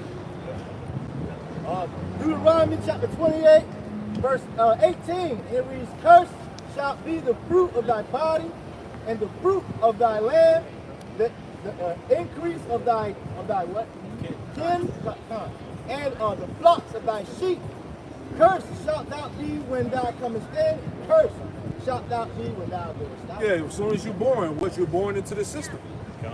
You're a slave to the system once you're born. Right? That's why you have a birth certificate, right? Yep. And it said, "Cursed be when thou goest out." You got a death certificate. You know, and if you have, if I'm not mistaken, if you have like debt to your name when you die, it goes to your children. It goes to your next of kin. It goes to your next kin. And you got to pay for the wood stone. You got to pay for Yes, all of that. all of that, man. The funeral. Yeah, and that's those funeral plots only have a 99-year lease option. So after 100 years, they dig those bodies up and throw them off to the side. And they sell that spot to somebody else. That's crazy. And keep it real.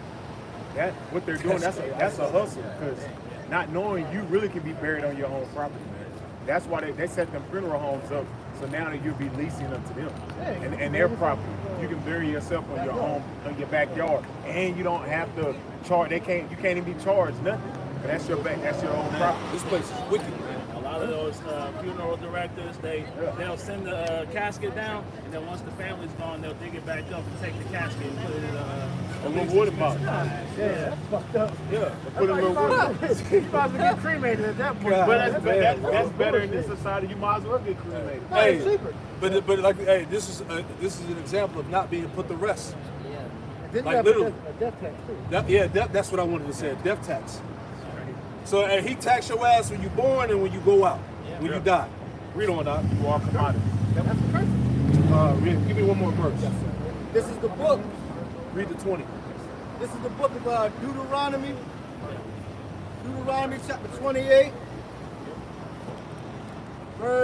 Deuteronomy chapter 28, verse 19 again. And it reads, "Cursed shalt thou be when thou comest in, and cursed shalt thou be when thou goest out. The Lord shall send upon thee curses, vexation, and rebuke, and all that thou settest thy hand to do." Yeah, that's why, hey, Jake is stressed the fuck out. Jake is stressed, messed up mentally. You know? Go ahead. That's why when you see a lot of those TikTok videos, Jake that's doing the one Yeah, and what do our people do? They look for different types of avenues, different types of means to redeem themselves out of this condition that they're in, but it don't work. God, land backing off you, Zaquan. We did that lesson a while back, going into post-traumatic slave disorder, right? And how it's been proven that as a response to slavery, the genetic makeup of our people has changed Yeah, that's heavy. to its descendants, man. That's heavy. So that stress lies dormant in your genetics. Yeah. That's why our people are so bugged out today. You see these generation of Jakes now, like we talked about, these Jakes that was born in like the year 2000 up through. Yeah. You know? Come on, man. Lack of nutrition. You know? Go ahead. Deuteronomy chapter 28, verse 20. "The Lord shall send upon thee cursing, vexation, and rebuke, and all that thou settest thy hand to do, it's like a cord to do, until thou beest destroyed, until thou perish quickly, because of the wickedness of thy doings, whereby thou hast forsaken." Right, so all of this shit that Jake goes through, this is why, you know, on average, you know, the average Israelite man doesn't live very long. You know, because of the stress of life. You know, the things that the Israelite man goes through on a daily basis here, man. It's all set up to kill his ass. Right? That's why grandma be damn 88. Papa died at damn 60. Yeah. Now she the head of the 55. family. 55. Yeah. Yeah. Heart attack. You look at the Back fucked up. When you look at these older couples, you always notice that the man is always like, kind of like more hurt, you know, and the woman is more upright in their old age because the man done, you know, labor his whole life at a laborious job and just destroyed himself. That's it. You know, look at this Ronnie Coleman dude, you know, and a lot of Jakes that it shows you when you break down. That's why we have a Sabbath, right? That's why we have a day of rest. That's why there's supposed to be nutrients inside the food, you know, so you can actually, and that's why you're supposed to be able to labor for yourself. Because really with taxes being taken out, you're really working for almost like 3 months for free out of the whole year. That's it. You know, so you only get 9 months to pay your bills when it should really be opposite. You should be working for yourself for 3 months and taking them 9 months off. Man, robbery. Labor in your field, you know, keeping up with the little upkeep here and there. But you're supposed to be just 12 hours a day, 365. Yeah, 12 hours a day, 365. That's madness, man. And the scriptures say within the law, hey, when a man earns his wages, you're supposed to pay him that day, man, before the sun go down, man. You gotta wait 2 damn weeks. You gotta wait 2 weeks to get the check. Then when you get the check, Esau already got his cut out of it, man.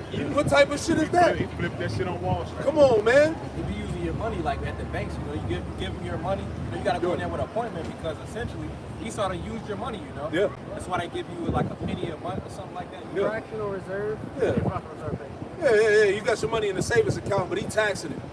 Yep. Yeah, and then if your bank account get a certain below a certain level, he get you a tax. That's Penalty crazy. fee. Come on, man. You can't win in this place. Right? Oh, let me read that in NLT real quick. It's Deuteronomy 28 and 20 in the NLT. Yep. The Lord himself will send on you curses, Yep. confusion and frustration. Confusion and frustration. This is why niggas is always angry. I was about to say, I was talking about, you know, granddad died for, that's normally why, because this society caters to the woman. So the woman, she's adding that stress to the man, which makes him die quick. Exactly.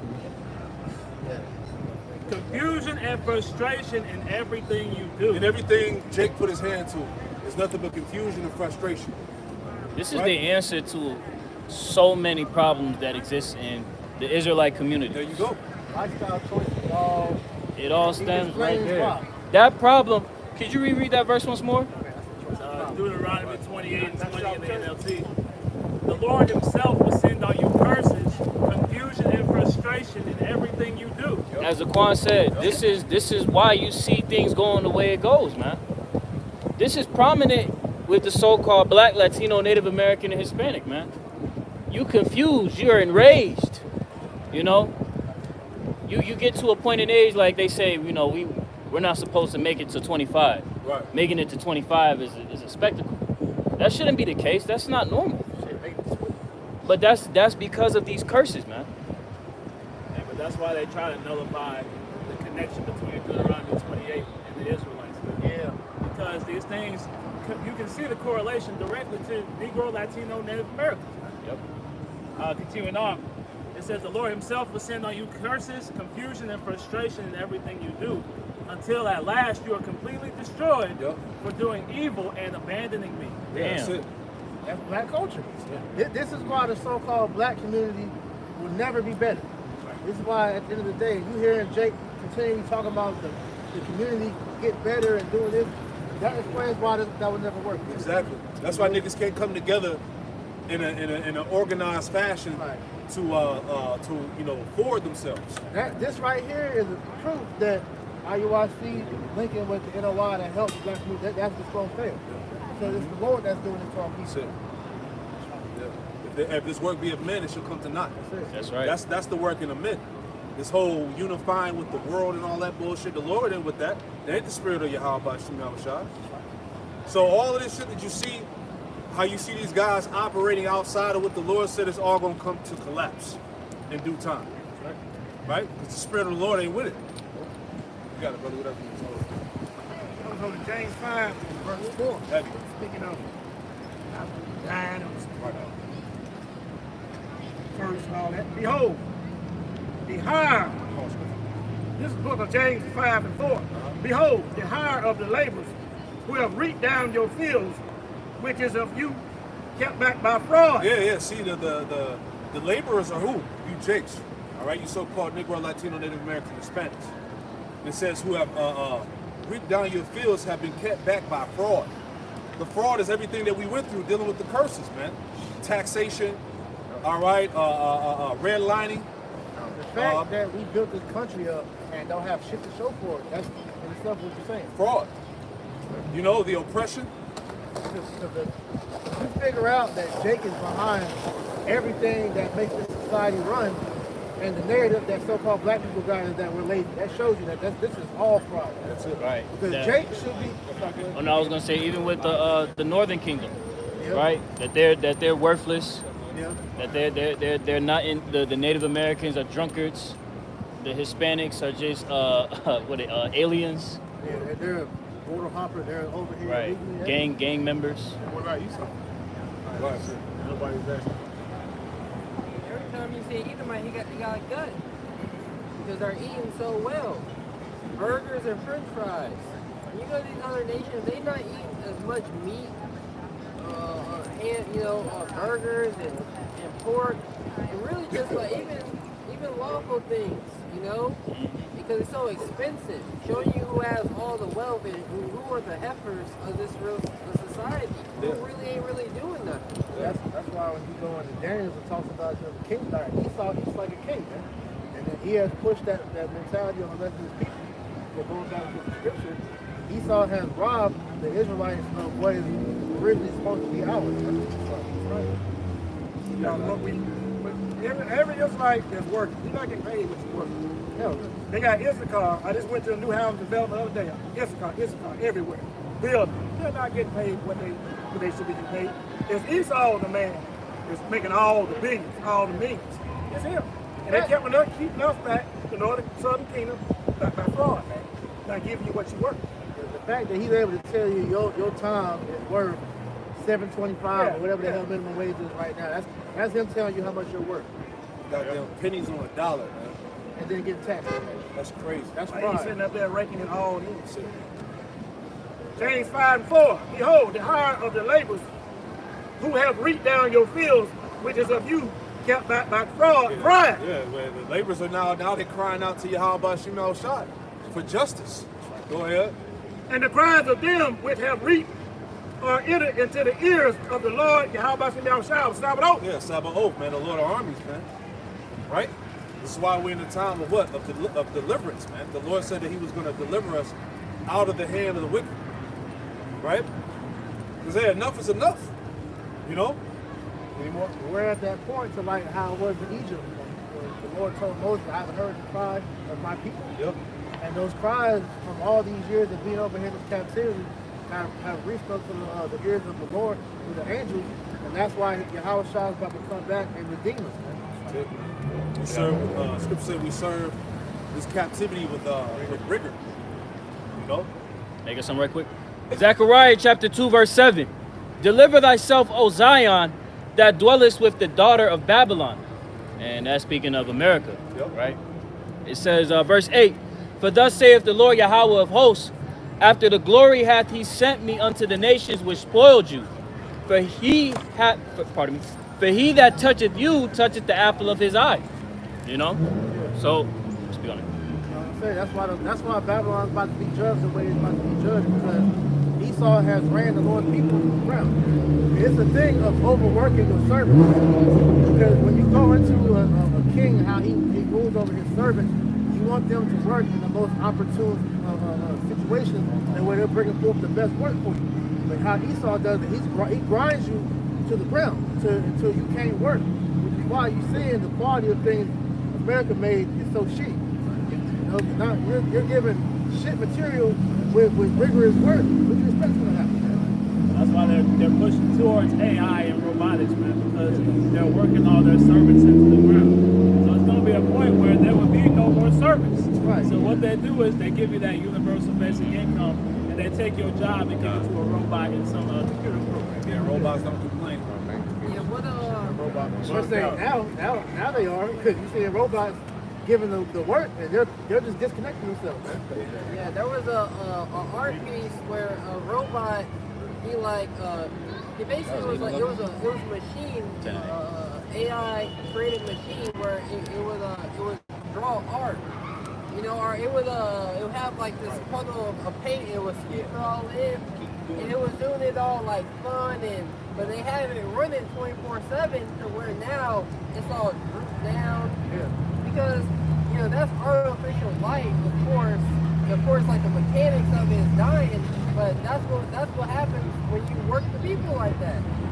That shows why there's a rest that's needed, man. Yeah. Everything needs rest, man. Yeah. We brought it out earlier in Daniel the 7th chapter that he will wear out the saints of the Most High. Yeah. Jacob's worn the fuck out.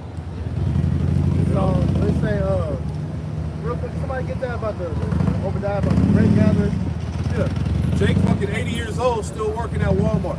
Working at factories. Yeah, working at factories, man. Running at hardcore labor. You know, talking about now they talking about there's been news articles saying that retirement got pushed back, and then now they're saying that people the economy is so bad because of the inflation and all of that. People that are currently retired are going to have to go back to work. Yep. Yeah, you gotta get a side. Social Security ain't enough. Yeah, Social Security is trash. And they're talking about taking that away, pushing that back further. Come on, man. You know, so you're literally forced, like how it was in the plantation, Yeah. to work till you die. That's it. No rest. Lord said you weren't going to have no rest. Somebody had that? Who got what? Obadiah 1:5. I got this is the book of Obadiah, chapter 1, verse 5.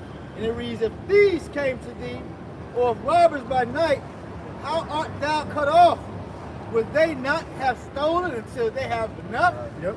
If the great gatherers came to thee, would they not leave some grapes? Right, because when you go into, you know, our customs back then, when you would plow the field, you would leave things there for the poor, you know, so they would have something. But you using that comparison to now, Esau is taking everything.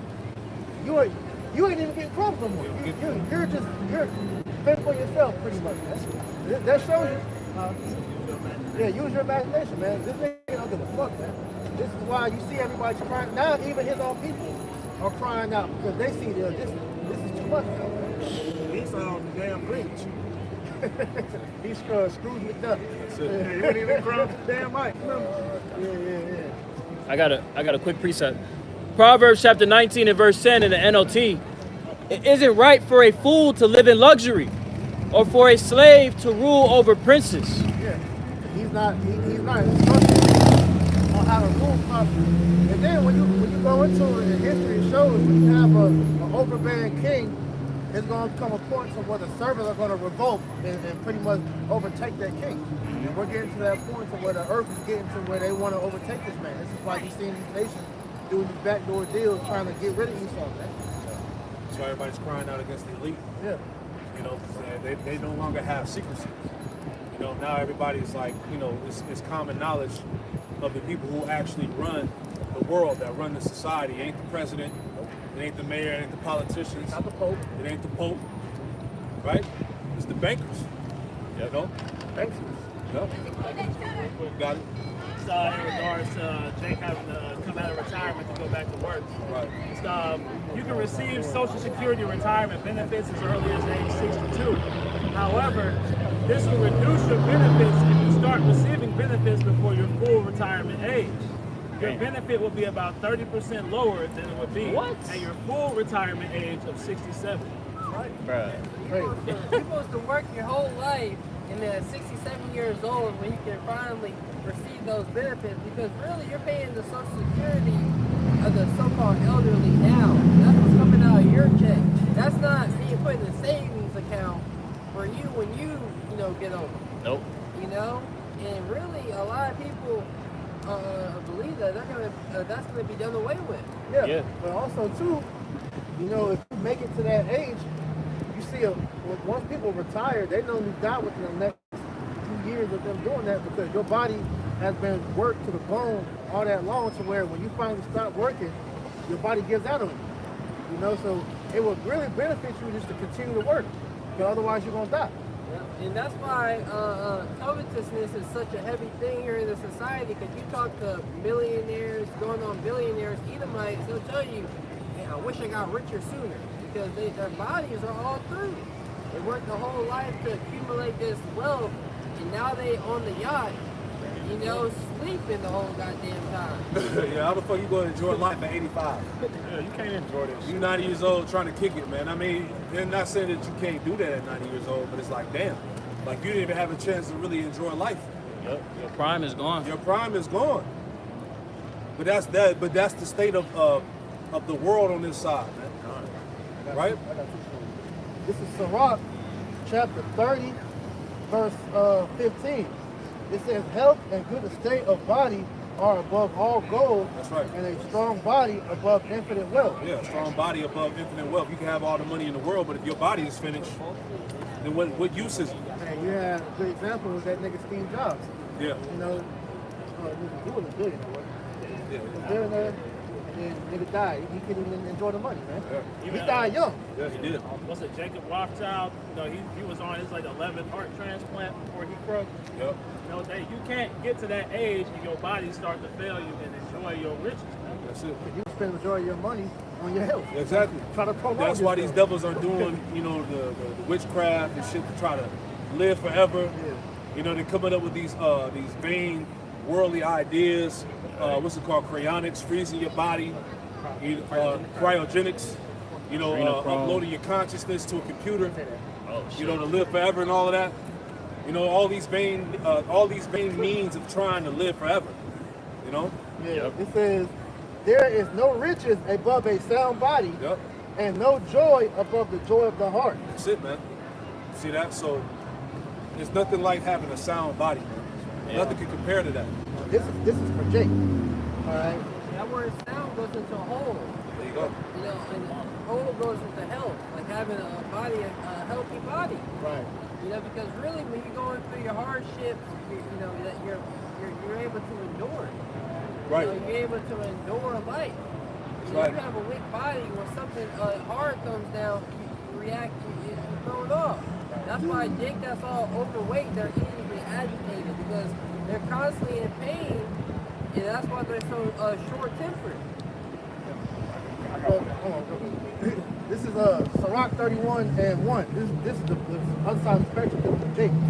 It says Sirach 31:1. Watching for riches consumeth the flesh, and the care thereof driving away sleep. And here it is. You got Jake. Their whole life is about chasing the bag. Get rich without trying. And literally, that's you destroy yourself trying to get the money, man. So like you said, by the time Jake makes it, he's dead. You know. That's what you're saying. Riches making themselves wings, man, and fly away. So you're chasing something that's ultimately going to leave you. I got one real quick. This is Sirach chapter 1, verse 18. The fear of the Lord is a crown of wisdom, making peace and a perfect health to flourish. Both which are the gifts of Yahweh by Shemel Shah, and it enlarges their rejoicing that love him. So basically, in a nutshell, man, hey, get all that get understanding, get wisdom, knowledge, understanding, and you can take care of yourself better, man. Especially like the brothers like in the truth, we have come to the realization of taking heed to the scriptures, and brothers take better care of their health, man. And you look at this society, man, they don't know how to take care of their health, man. This is why Jake's body's constantly breaking down, man, at an early age, man. This society promotes being gluttonous, Yeah. lack of discipline. That's why you're seeing America is like one of the top country when it comes to obesity. Hey, how the fuck is a 5-year-old, 6-year-old obese? Oh, that's great. How you got fat little kids running around? McDonald's. Yeah, it's everyone is malnutrition. Yeah. You know, they're eating the right number of calories, you know, so to speak.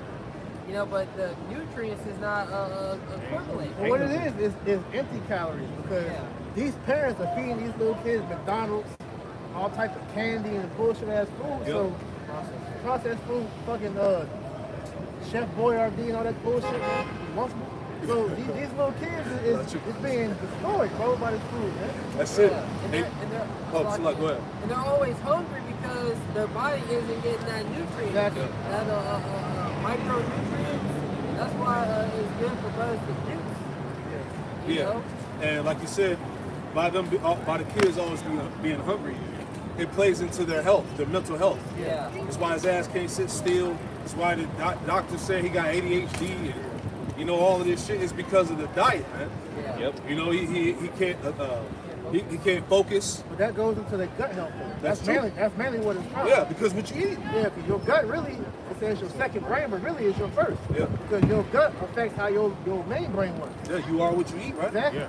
So like I said, as a child, no 5-year-old should know what the hell Taco Bell tastes like, man. Right. Like, that's sad. These parents, that's really child abuse, man. They feed these kids these fucking fast food. Right. Yeah. We know there's drugs in the food. That's it. That's why it's called a food and drug association. Exactly. Hey, look this up real quick. Papa John's, Pizza. They said pizza, Pizza Hut. donuts, certain cereals, Oh yeah. and a couple other things have now been classified as drugs. Yeah. I got the article. Go ahead. This is from the Daily Mail, posted November 10th, 2022. It says, exclusive donuts, cereal, and pizza should be redefined as drugs. Scientists say highly processed foods are just as addictive and harmful as cigarettes. Come on, man. This is supposed to be food being classified as drugs, man. So all people are really consuming on a daily basis is fucking chemicals. Yeah, that's why they be how can I put it? They be withdrawn from that shit. Yeah. They be like, oh, I It's want the McDonald's. Yeah. McDonald's. It's chemicals that make you addicted. It's chemicals for the flavor. Because like we said, all processed food is artificial sugar, artificial sweeteners, and then like the fats and shit up in there. Corn syrup. Citric acid. Yeah. When you watch like how they make like certain sauces that go on the chicken, why are these niggas in white coats?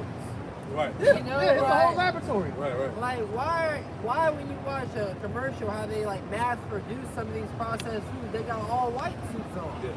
Yeah, they spraying pesticides on crops and niggas got the fucking hazmat suit on and shit. Shit, they doing it now in the grocery store. That little where it look like it's mist and spraying on your fruit. Yeah. That's pesticide. Yeah. It's wicked. Go ahead. Ezekiel 4:13. And the Lord said, even thus shall the children of Israel eat their defiled bread among the Gentiles, whether I will drive it. Yeah, we would eat our bread defiled amongst the Gentiles. That defiled goes back to the GMOs, the chemicals, the preservatives, the dyes, the lead, the poison, all the shit that's in American food. Yeah, That's right. because when you go up a couple verses, the Lord told Ezekiel to eat some dung. You know, I'll read it real quick. Yeah. Going up, start at verse 4. Ezekiel 4:11.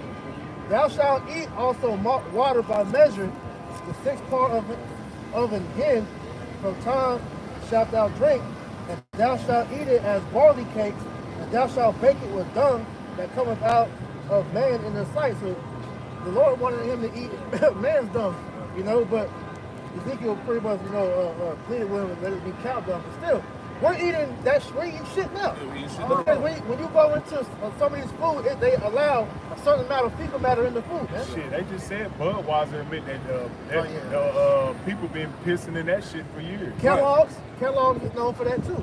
Yeah, because when they do like let's say Texas Pete hot sauce, when you inside this big ass factory with this full size hot tub, with them, mixing all the ingredients together for them to put it in the individual bottles, you got all types of Rodents, bugs, spiders, monkeys, all into those mixtures. And now all they do is just take it out. They don't throw the whole batch away. Nah. Yeah, even the tap water system. It's a regulated amount of that shit you said that they allowed in there that's not allowed to go over. They go over. Tap water, poison. Yeah. Everything about this shit is death. So, like you said, man, it's a miracle that we're still alive after eating and drinking this shit for all these years. Pretty much just encapsulating and summarizing, paraphrasing that we don't have breasts on this side, That's right. It's true food. When you read in the scriptures, true food, it was reviving. Yeah, nourishing. Yeah, it's nourishing the body. Like you said, like Hippocrates, man, and that food is our medicine. It's just like we've been taught to eat for pleasure. Eat for pleasure, not health, man. Yeah, because when you eat, it's a ritual. Like you becoming one with that DNA that's in that food. Your DNA is merging with the DNA that's in the vegetables, the meat, whatever it is that you're consuming. That's why they said when you eat GMOs, you're literally changing your genetic makeup. Right. When you go into the word, I can line back on the brother Isaiah, pretty much when you go into the ritual, it's like a custom. So essentially you grow better, like when you go into the word raw, pretty much you grow better on a certain diet, a certain lifestyle. Pretty much line back on what you said. You eat alkaline electric food, man, that it boosts your spirit. When you're eating this bullshit ass food, it lowers your spirit. Vibration. Yeah, vibration. So an article from internetcomics.org. It reads, America, the land of the dying. Alarming study shows U.S. is killing its own population. It says piles of studies have called attention to the fact that the country ranking #1 in healthcare spending per capita, people are living shorter lives. They're feeling more depressed and are more likely to skip treatment due to cost. Yeah, this is the valley of the shadow of death. That's right. That's I think that's dealing with back when Ronald Reagan was in office, he implemented the Food Act to make food more affordable. But what they started skipping on the ingredients, like to make they started using choppier ingredients. Toxic. It says, in a performance ranking, the 11 high-income countries compiled by the Commonwealth Fund, the American healthcare system came in dead last, with the worst outcomes of any of the nation's studies. God damn. The only wealth is life, quoted the 19th century critic John Ruskin. Recent research indicates that America may be rich in dollars, but getting poorer in the ways that matter most. Exactly, man. The priorities of this place is fucked. Right? Yeah. They might be getting, like you said, America might be getting rich in dollars, but the food and everything is poison. Esau's known to cut corners. So this is the only place where you have all the gyms in the world, but at the same time you got a GNC, a vitamin shop. These other places ain't got GNC and vitamin shops because they're getting all their nutrients and their vitamins from their vegetables. Yeah, from the food. That's how you know you people so fruits and vegetables. That's how you know you people so damn backwards. Why isn't a GNC store in Afghanistan or across the seas? Because they got natural food, man. What America has given the people here, they call it the standard American diet, which they call it the sad diet, because it is. Because it's not healthy. Right. You know, this is why these people are overweight, they're depressed, they're mentally disturbed, they're messed up. So real quick, this is Joel chapter 1, verse 15. Is not the meat cut off before our eyes? Yea, joy and gladness from the house of our power. The seed is rotten under their clods, the garners are laid desolate, the barns are broken down, for the corn is withered. Because, like I said, man, the crops is messed up. Like I said, you get pesticides, sprayed upon your food, then GMO seeds, because you have what they call a terminator seeds. Man. All right, so where once it yields its so-called fruit, it dies. It can't reproduce. They had to keep giving you that. Monsanto is the main, proprietor of that. But also you have what they call monocrop fields too, where it's just a whole fucking acres of land of just one particular thing, like corn. And as when you go into GMOs, corn was the very first thing that they made GMOs. And really, no brother should be eating corn. And dealing with the food and how bad it is for you, that's why they have to put those chemicals, because really what it does is make you high. Just like we're supposed to be able to eat, certain fruit. Fruit is the dessert to the earth. You're supposed to eat a fruit and be like, and get that, that nourishment and that sugar, to make you feel like, whoa, like, feel good. Because it's like I'm thinking, but that's why they'll tell you, you should stay away from sugar, and then you got doctors that say you shouldn't eat fruit, but the sugar from fruit is actually healthy for you. It has fiber, right? And this is why, dealing with GMOs again, the Lord gave you certain fruits and vegetables for seasons. Because they come into bloom in that season for that particular reason. Like, for example, summertime, you're getting like fruits like melons, watermelon, stuff like that, because when it's hot, you need the water. Right. Whenever you get in the summertime, or that's summertime, fall time, you got things like pumpkin, and kind of like not pumpkin seeds. The pumpkins is for your body to kind of heat yourself up during the winter season, right? The cold season. So the different foods during the seasons are there for a reason. And Esau was like, look, you got watermelon all year round, so we'll give you a watermelon, even though it's seedless, but you have a watermelon year round. That's not supposed to be like this. Exactly. Only a devil would strip the nutrients out of the food and vegetables and give you supplements. Precept. Amen. I had one after. Just going back to the point. This is the book of Sirach, chapter 38, verse 4, and it reads, "The Lord hath created the medicines out of the earth, and he that is wise will not abhor them." Right. It's medicines out of the earth. When you look at, essentially herbs, or you got foods. Esau say, hey, don't eat this, or don't take this herb. Even with the stones, pretty much Esau has essentially somewhat shadow banned them, Yeah. and made them as if they were something bad, but it says in the scriptures that he wouldn't abhor those. Yeah, because like example, you have all these cancer patients. That's one of the leading diseases amongst especially our people. But there's certain herbs that Esau banned, like apricot seeds, soursop, and different things like that. That's supposed to be easily accessible to you, man. But Esau has either banned it or hid it to where you don't even know. You don't even have knowledge of that, man. And even going into things like diabetes and high blood pressure, they try to blame things like that on salt intake, having too high of sodium levels. But it's actually the sugar that's causing these things. The salt that you're getting doesn't have the mineral content to be able to help you, man. So they give you this iodized, stripped down salt. Instead, you used to be taking the rock form, the crystal form of salt. Man. Right, and they said dealing with the high blood pressure, diabetes thing, or mental high blood pressure, they say it's due to high sodium, but really it's because you're dehydrated. And then, like you said, with that iodized salt, that's really glass particles that they just crushed up and put in there. So for people that have high blood pressure, it's really because your arteries are getting cut up by that glass. I had some right. Did you have more on that? No, you got it, bro. Real quick, Sirach chapter 10, verse 8. It says, because of unrighteous dealings, injuries, and riches got by deceit, the kingdom is translated from one people to another. So as we discussed throughout this sermon, this is not our rest. It's attributed to the rulership that's in power at this time. The way how he operates the earth is not beneficial for anybody. All 18 nations. But see, he knows that because real quick, it's cool. You read in Job, where it said he was eating the juniper roots and marshmallow roots, and then somebody Googled the benefits of both of those, man. So he knows these benefits in the earth, man. Yeah, Daniel the first Get that chapter. too. But like I said, this knowledge isn't taught in their medical system, man. Because when you go into people that's dietitians, nutrition, and that type of field, they're not taught about the earth, man. Botany, herbology, and all that stuff. They're told through a system that Jay Rockefeller put up, pretty much put more money in their pockets, man. They made everything petroleum based. Right.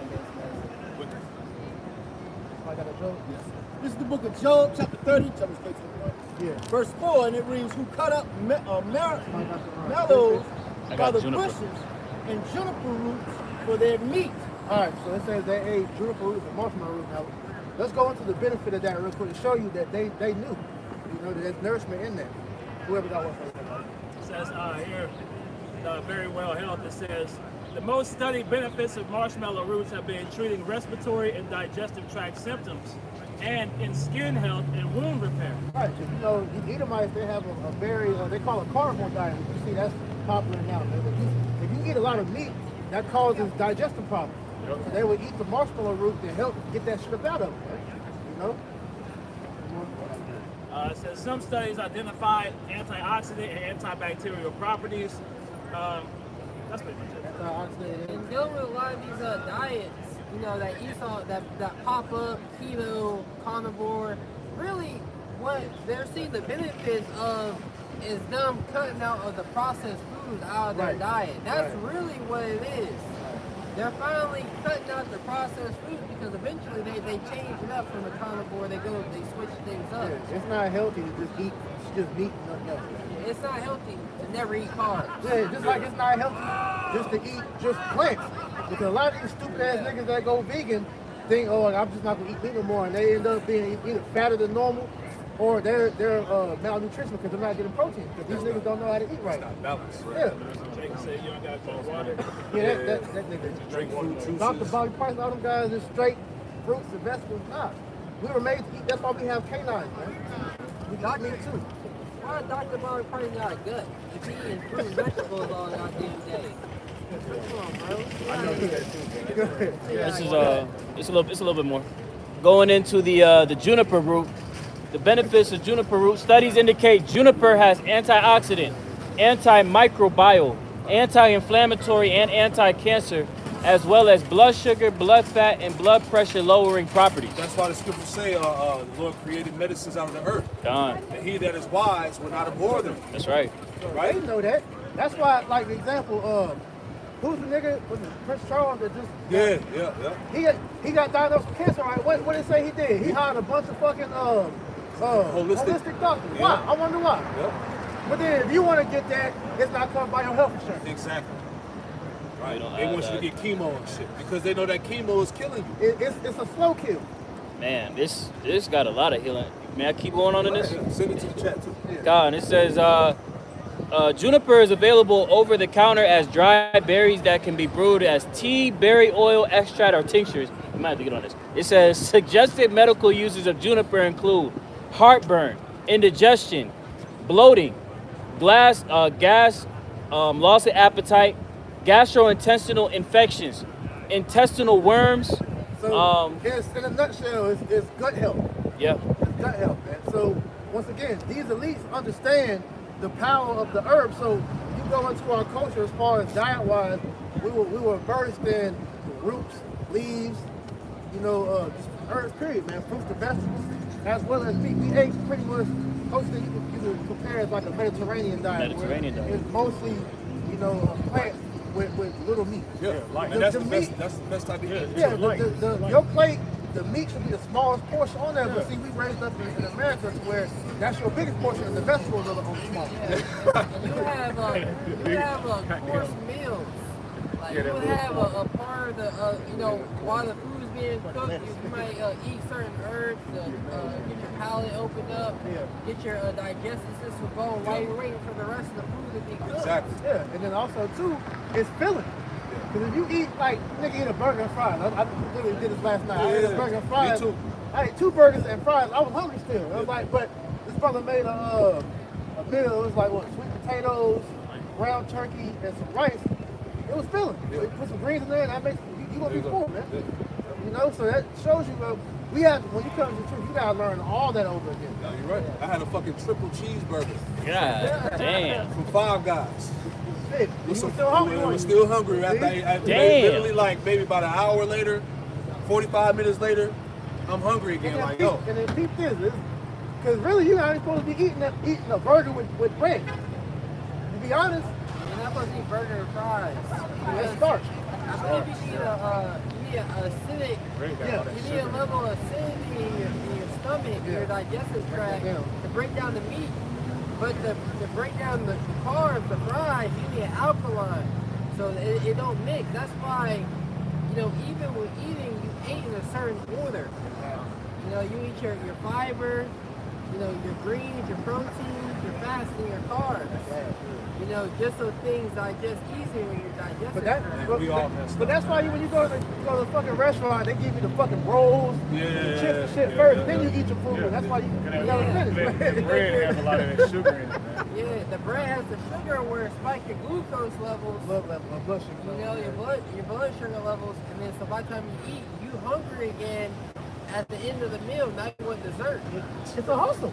You want to say something? Yeah, I'm gonna get a precept. We're going into it, bro. Going into it. The book of Judges, chapter 15, verse 19.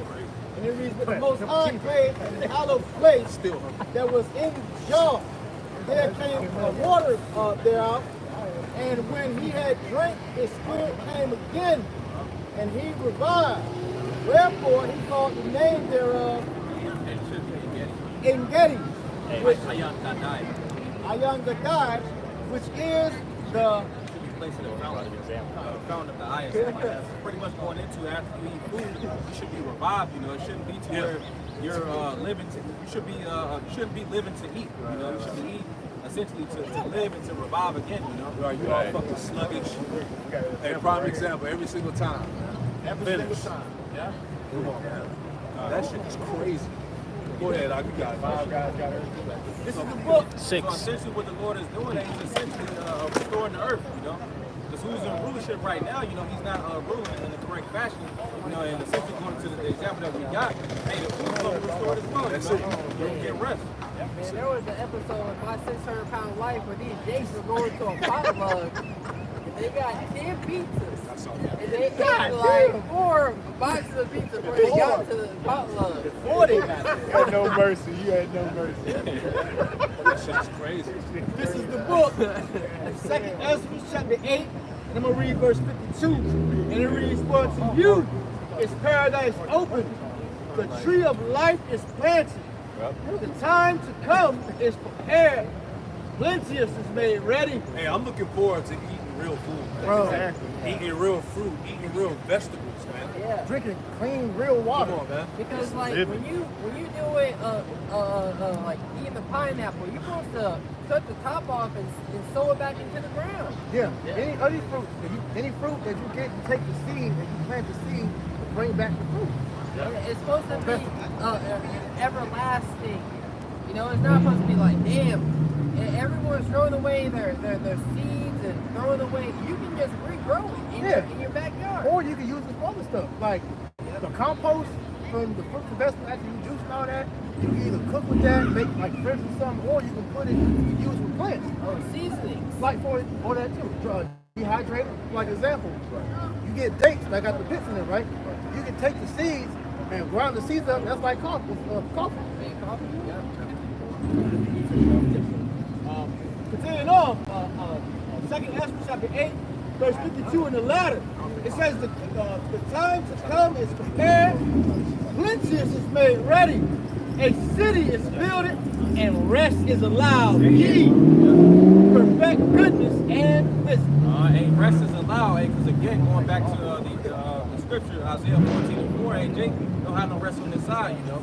In the kingdom, we're going to get rest, and we're going to be able to have that plenty, that abundance, you know. Yeah. Verse 53.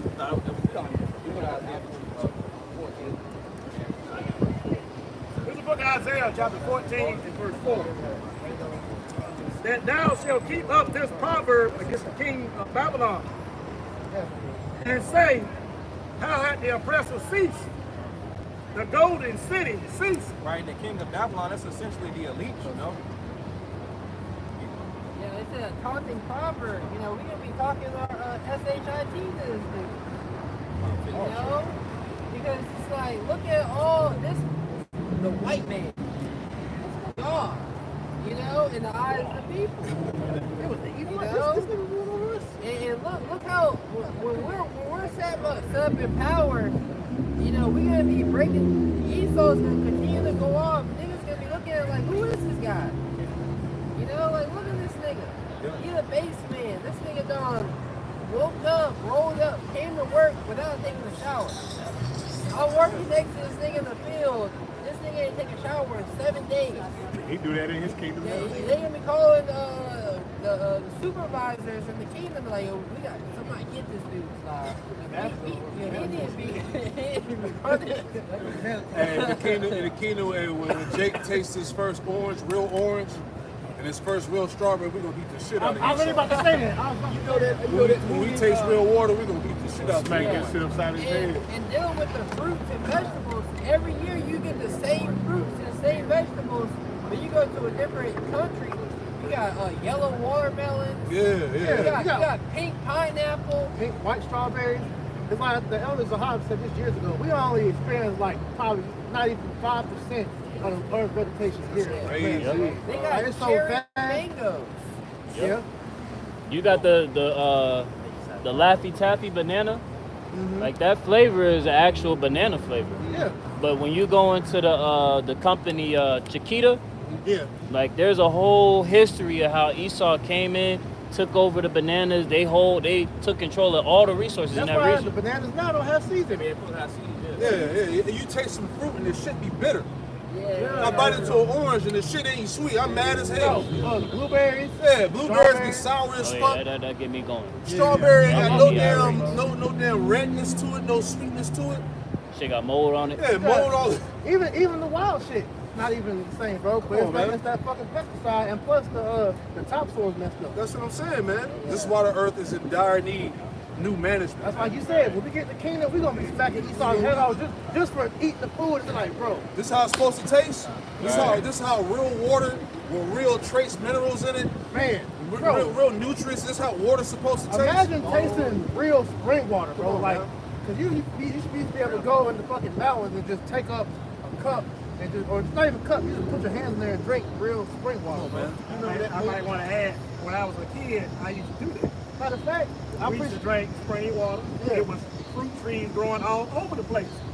All we had to do was just go, and there was an apple tree, Yeah. pear tree, strawberry I remember them days. I'm pretty sure you remember. My uncle used to tell me they used to eat like red dirt. It was Yeah. a chemical in the red dirt that was a mineral in the red dirt that was good for We you. do all that. Hey, back in the day, you have a rock in your mouth. Yeah. You just suck on a rock because they had minerals. Matter of fact, you We remember did that, reach down to get some dirt and eat it. honeysuckle? Yeah, I remember that. Yeah, I remember that. No, That was the early '90s. hell yeah. Yeah. You know what I'm saying? We used to do all of that. You don't see fireflies no more. None of that. None of that, bro. June Go bugs, out, none of that, bro. come back with big bags of fruit, no matter what it was. It was just growing wild. Esau knocked down everything. You can't see a wild fruit tree growing nowhere. But this is why, because Esau made grocery stores, so now you tell these little kids, yeah, the trees produce this. They're like, what? Yo, the grocery store got these. Nah, man. Yeah, right. This is the book of Proverbs, chapter 11, and verse 10, and it reads, When it goes well with the righteous, the city rejoices, and with the wicked perish, there is shouting. Proverbs 11 and 10, when it goes well with the righteous, the city rejoices. Right, because pretty much it was a scripture we got in Isaiah the 24th chapter that pretty much went into when righteousness is in the earth. You know, the inhabitants will learn righteousness, you know. And that pretty much going back to that point, Proverbs 11 and 10, you know, when it goes well with the righteous, you know, the city rejoices. And continuing on, and with the wicked perishing, there is shouting. And shouting, that word shouting goes into Ranah or Ran or Ranan, which goes into singing. Hey, the scriptures say in Isaiah, which we got in Isaiah 14, but pretty much the trees break forth into singing because everybody is going to be happy because essentially Esau Edom is not going to be in rulership, and it's pretty much going to be ran how it's meant to be ran. You know? That's right. You're not going to have any what's the word? Deforestation. Going on. That's why trees are going to rejoice because there's not going to be any felon to come against them. But also, that's going into nature too. The actual nature is going to be rejoicing. Because Esau, when you go down to the Amazon rainforest, and that was pretty much, man, it's like the lungs of the earth. It pretty much filters the air. Yeah. You know, the evergreen trees, the fir trees, they filter the air. So the earth is going to be put back in its natural state. That's why you saw about a couple years ago, Esau was just setting the Amazon on fire, trying to get rid of it, man. Had a quick precept. Romans 8, and I'll start at verse 22. It says, "For we know that the whole creation groaneth and travaileth in pain together until now." You know? So literally all of creation, down to the earth itself, the inhabitants of the earth, the people, they may not necessarily jive with the truth, but they're indirectly wanting the truth to come to pass. You complaining, but where's your solution? But see, that's why you're having videos starting to come up more and more. These nations crying out for Jake to wake up. Because they know. Now, you said they may not agree with as far as the doctrine, but they understand the significance of what role we play in the earth. Yep. Yeah, people, regardless of what you believe in, the earth is crying out for renewal. Right. You know? It's the spirit of everything and wanting order back. When everybody knows in their spirit the order stems from us being back in the right state of mind, man. Yeah, you can still hold that. You get that Isaiah 14. Can the brother get, let's see. What you need? Daniel 5 and 26 or something like that, talks about how he's been found wanting. Gone. Yup. This is the book of Isaiah, chapter 14 and verse 5.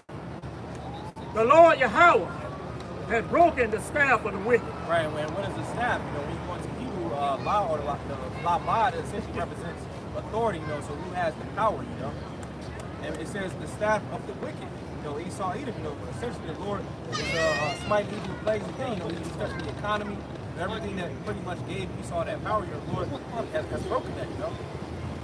Done. And the scepter of the rulers. Can you go ahead and get that, Daniel? Done. No, this is Daniel chapter 5, and I'll start at verse 25. Because when you read up on this is King Belshazzar. Yep. This is during the time of King Belshazzar. Yep. Daniel 5:25 it says, and this is the writing that was written, meaning mine, tekel, Upharsin. It said, this is the interpretation of the thing.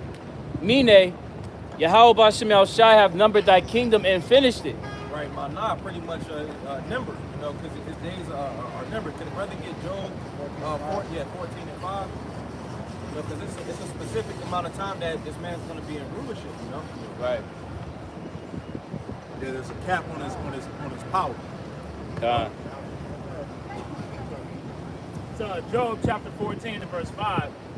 You have decided, King James, seeing his days are determined, the numbers of his months are with thee. Thou hast appointed his bounds that he cannot pass. Right, so he has bounds that he can't pass. You know, essentially his days have been numbered to be in rulership, you know? Right. Go back to As well as, you know, Name. what he can do. Like he hasn't been able to go outside of the earth, the Allenville. Yep. He hasn't been able to go, you know, beyond a certain point in the ocean. Because, like you said, those bounds the Lord had set to where he wasn't able to access that information. So he's a liar talking about, you know, he has everything figured out. Daniel chapter 5 verse 27, it says, Tico, thou art weighed in the balances and are found wanting. right, which in Hebrew would be Shakpal, you know, he's been weighed, you know, essentially, hey, his kingdom has been found or lacking righteousness, you know, or righteousness, excuse me. Yeah, and that word wanting goes into lacking. Lacks order. Lacks order, yeah. Lacks righteousness. True judgment. Verse 28, Paris, it says, thy kingdom is divided and given to the Medes and the Persians. Right, Paras pretty much going into, you know, we pull scriptures like Isaiah 19 and 2, pretty much, hey, his kingdom has been divided, you know. It's divided on all fronts. Right. You know, so pretty much going into that scripture, you know, could you read that again? Isaiah 14. This is the book of Isaiah 14 and 5. The Lord Yahweh had broken the staff of the wicked and the scepter of the rulers. Right, so pretty much with all those things in mind, hey, Esau has his pretty much his power being broken, you know. Verse 6. He who smote the people in wrath. So before you get that, let's get Isaiah 36 and 6. This is the book of Isaiah, chapter 36, verse 6, and it reads, Lo, thou trustest in the staff of a broken reed on Egypt. Right, which pretty much that could be that's ascribed to ancient Egypt, you know, because Israel was trying to make different peace treaties and stuff like that to get their help in that time, you see, but it can be ascribed to now, you know. Isaiah 36, verse 6, again, and it reads, Lo, thou trustest in the staff of a broken reed on Egypt.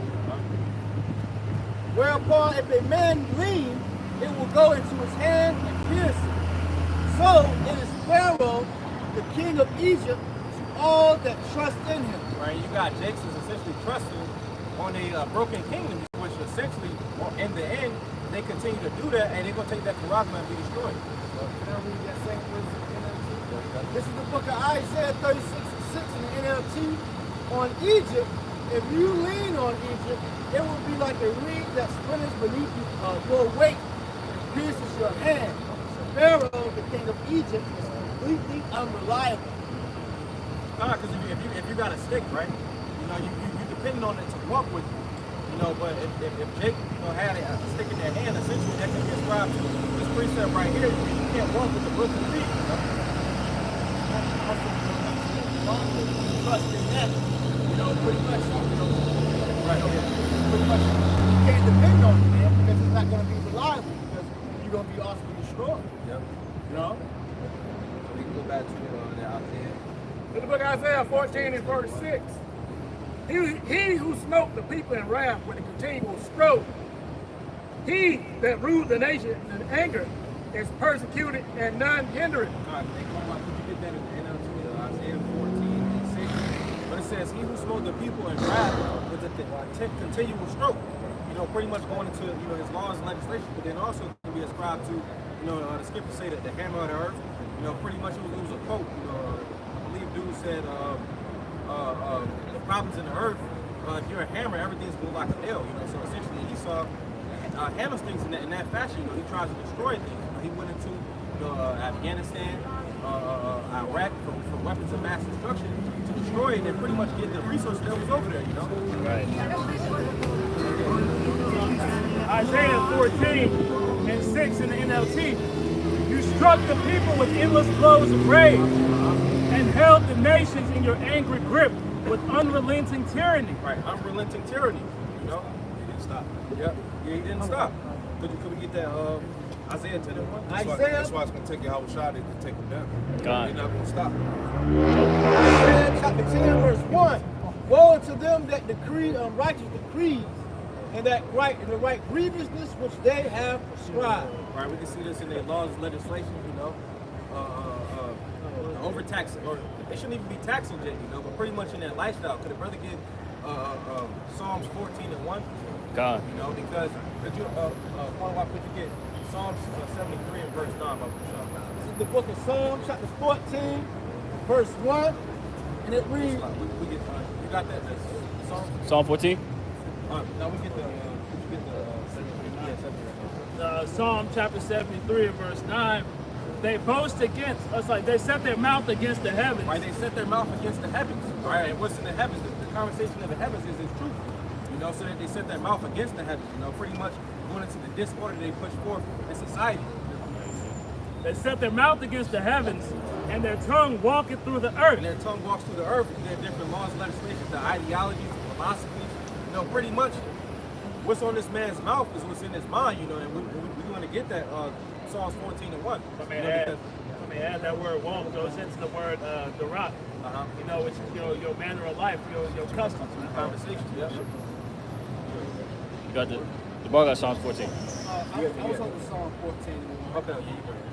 This is the book of Psalm, chapter 14, verse 1. It reads, the fool have said in his heart, there is no God. Right, so this is what all right, the scriptures say what's in your mouth will come out through your speech. So if he's thinking that, that's what he's going to push Right. to the earth. That's his policy. Yep.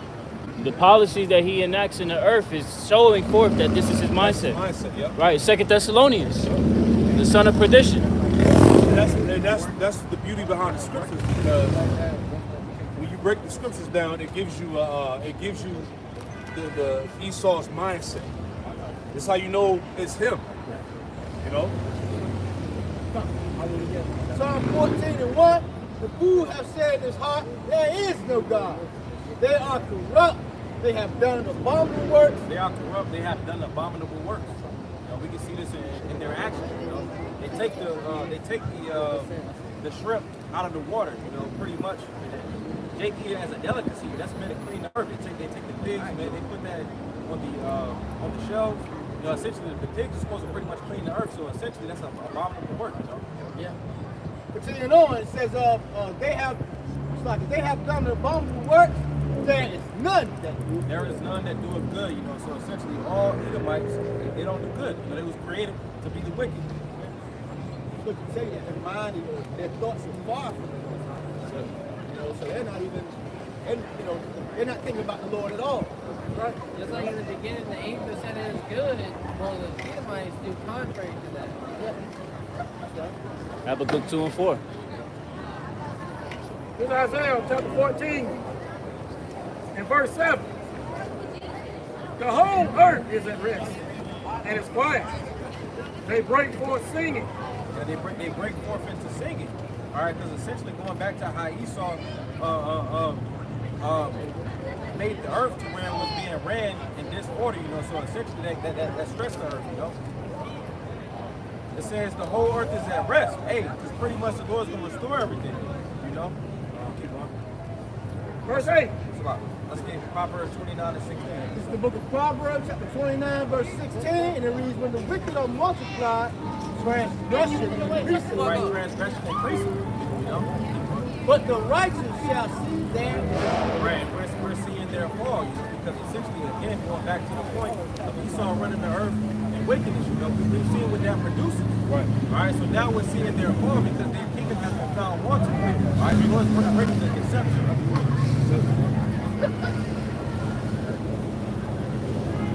Isaiah 14 verse 8. Yeah, the fir trees rejoice at thee, and the cedars of Lebanon, saying, since thou art laid down, no fellow has come up against us. Right, and pretty much that could be, it was a time period to where, you know, back in like ancient Babylon, the actual king of Babylon, you cut down the cedars of Lebanon, but this can also be ascribed to Esau present day, because he's destroying the people, and then also the actual trees. Because the fir trees, they're meant to filter the air. But he's cut them down and made Christmas trees.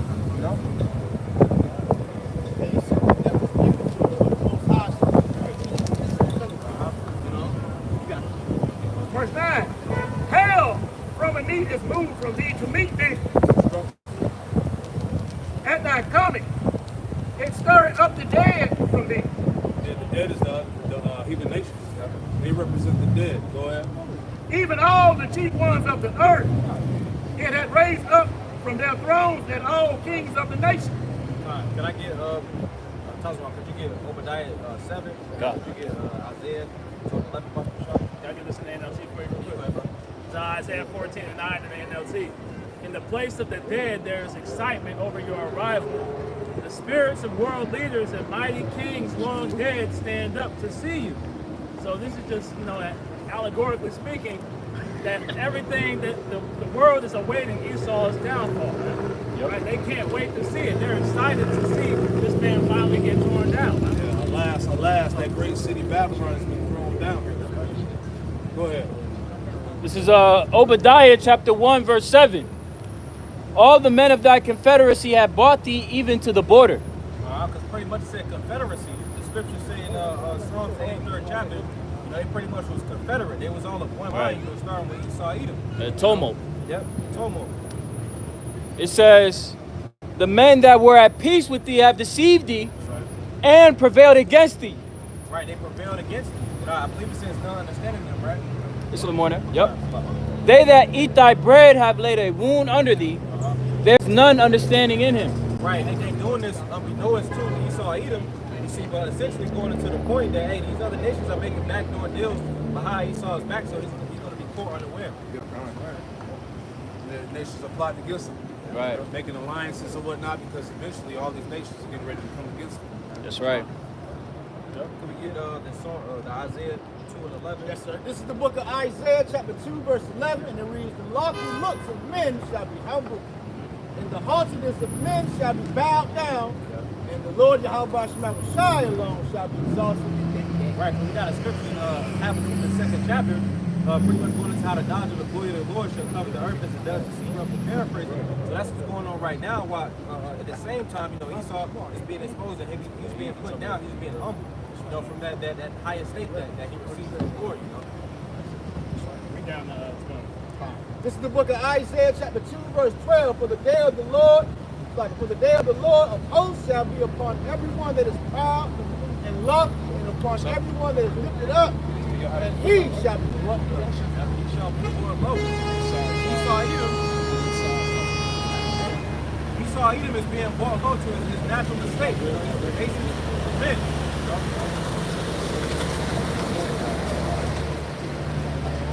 This is what Isaiah chapter 14 and verse 10.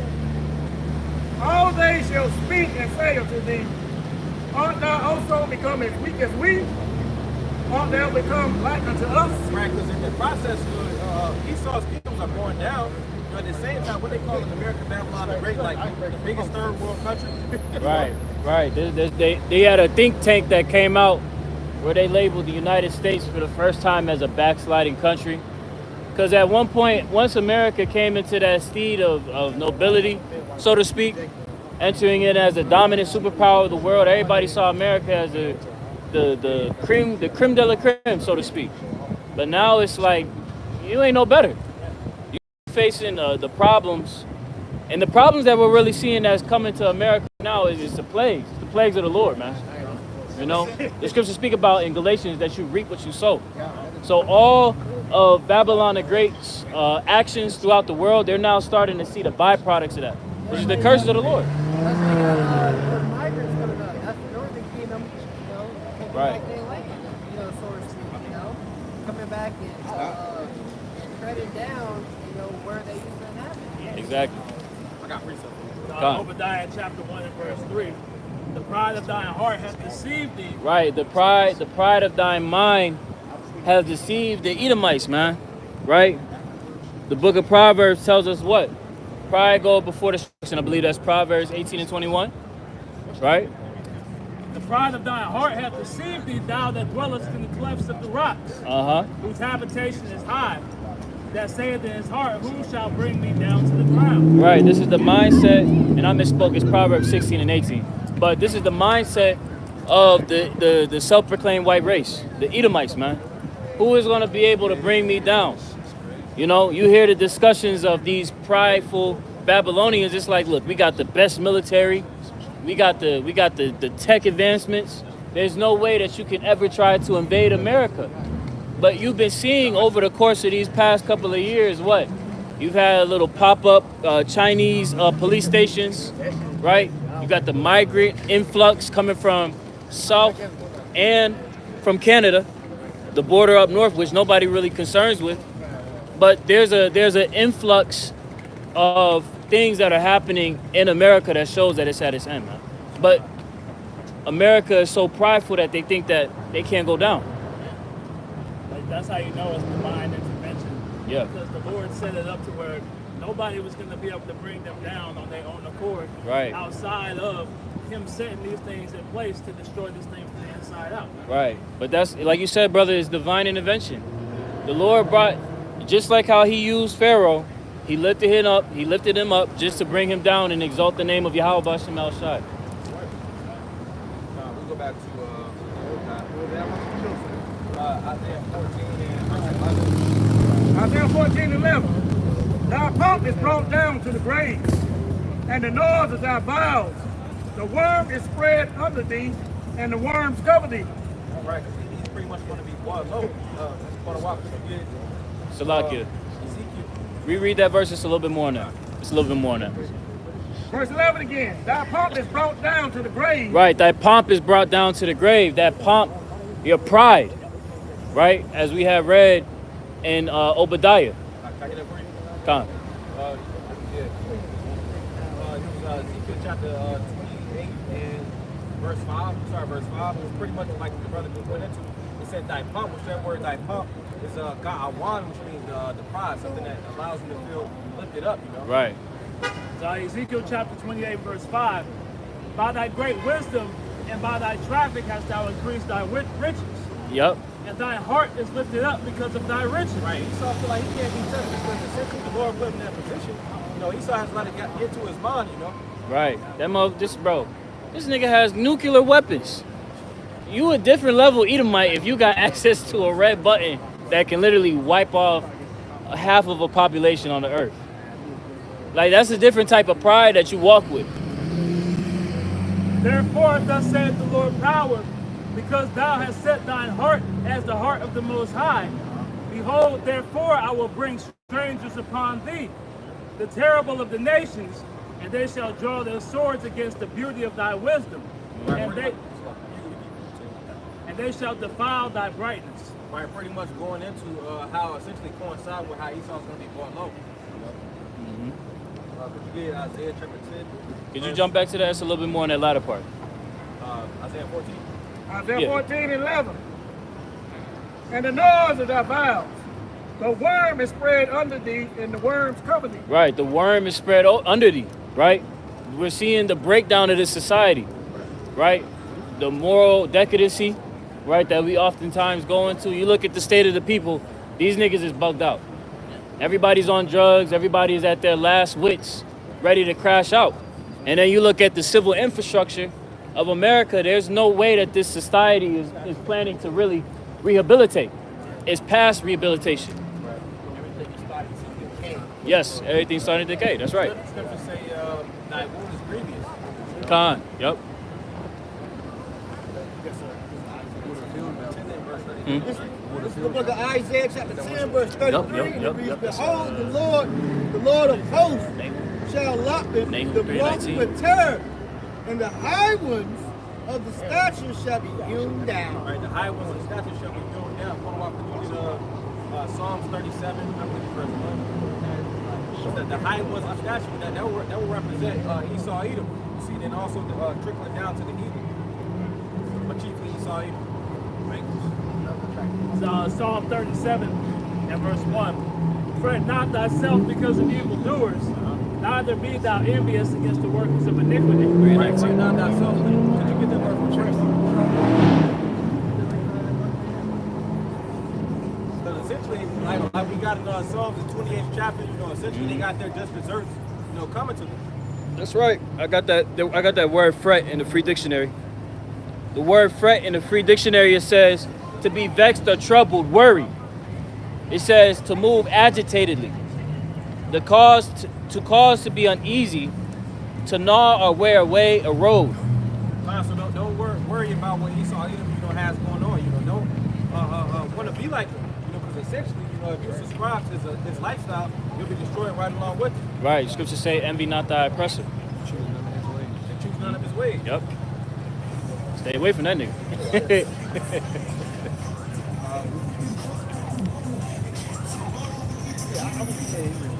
Isaiah chapter 7, verse 33, and it reads, Behold, the Lord of hosts, shall up and brought the terror, and the high ones of stature shall be hewn down. Right, the high ones of stature shall be hewn down, going back to Psalms 37th chapter. And also, when you think about, the high ones, when you think about, the brother I talked about, I'm always going through, like that green bay tree, and eventually it's going to be cut down. Hewn down. Yep, hewn down. Verse 34, Isaiah 10 and 34, and he shall cast down the thickets of the forest with iron, and Lebanon shall fall by might. No, it's like by the mighty one. Yeah, by a mighty one, because essentially, Esau's rulership, his hegemony, wherever he's ruling at, and it's going to be destroyed with nukes. And those that don't get destroyed by the nukes, they're going right into slavery. They get a first-class ticket to slavery. Chariots. That's how this devil is going to fall out of his roots. It's time. This is why we need now to come back and destroy this thing so we can receive that rest. Okay. Bros, have anything else? I don't want to talk about like apostles with us to do verification through the spirit. But I don't want to talk. I thought y'all should want to walk. Hey, Lord's will, you'll have a good day. But we're going to go ahead and close out by saying, call like God. Yahweh, Hashem, Yahweh.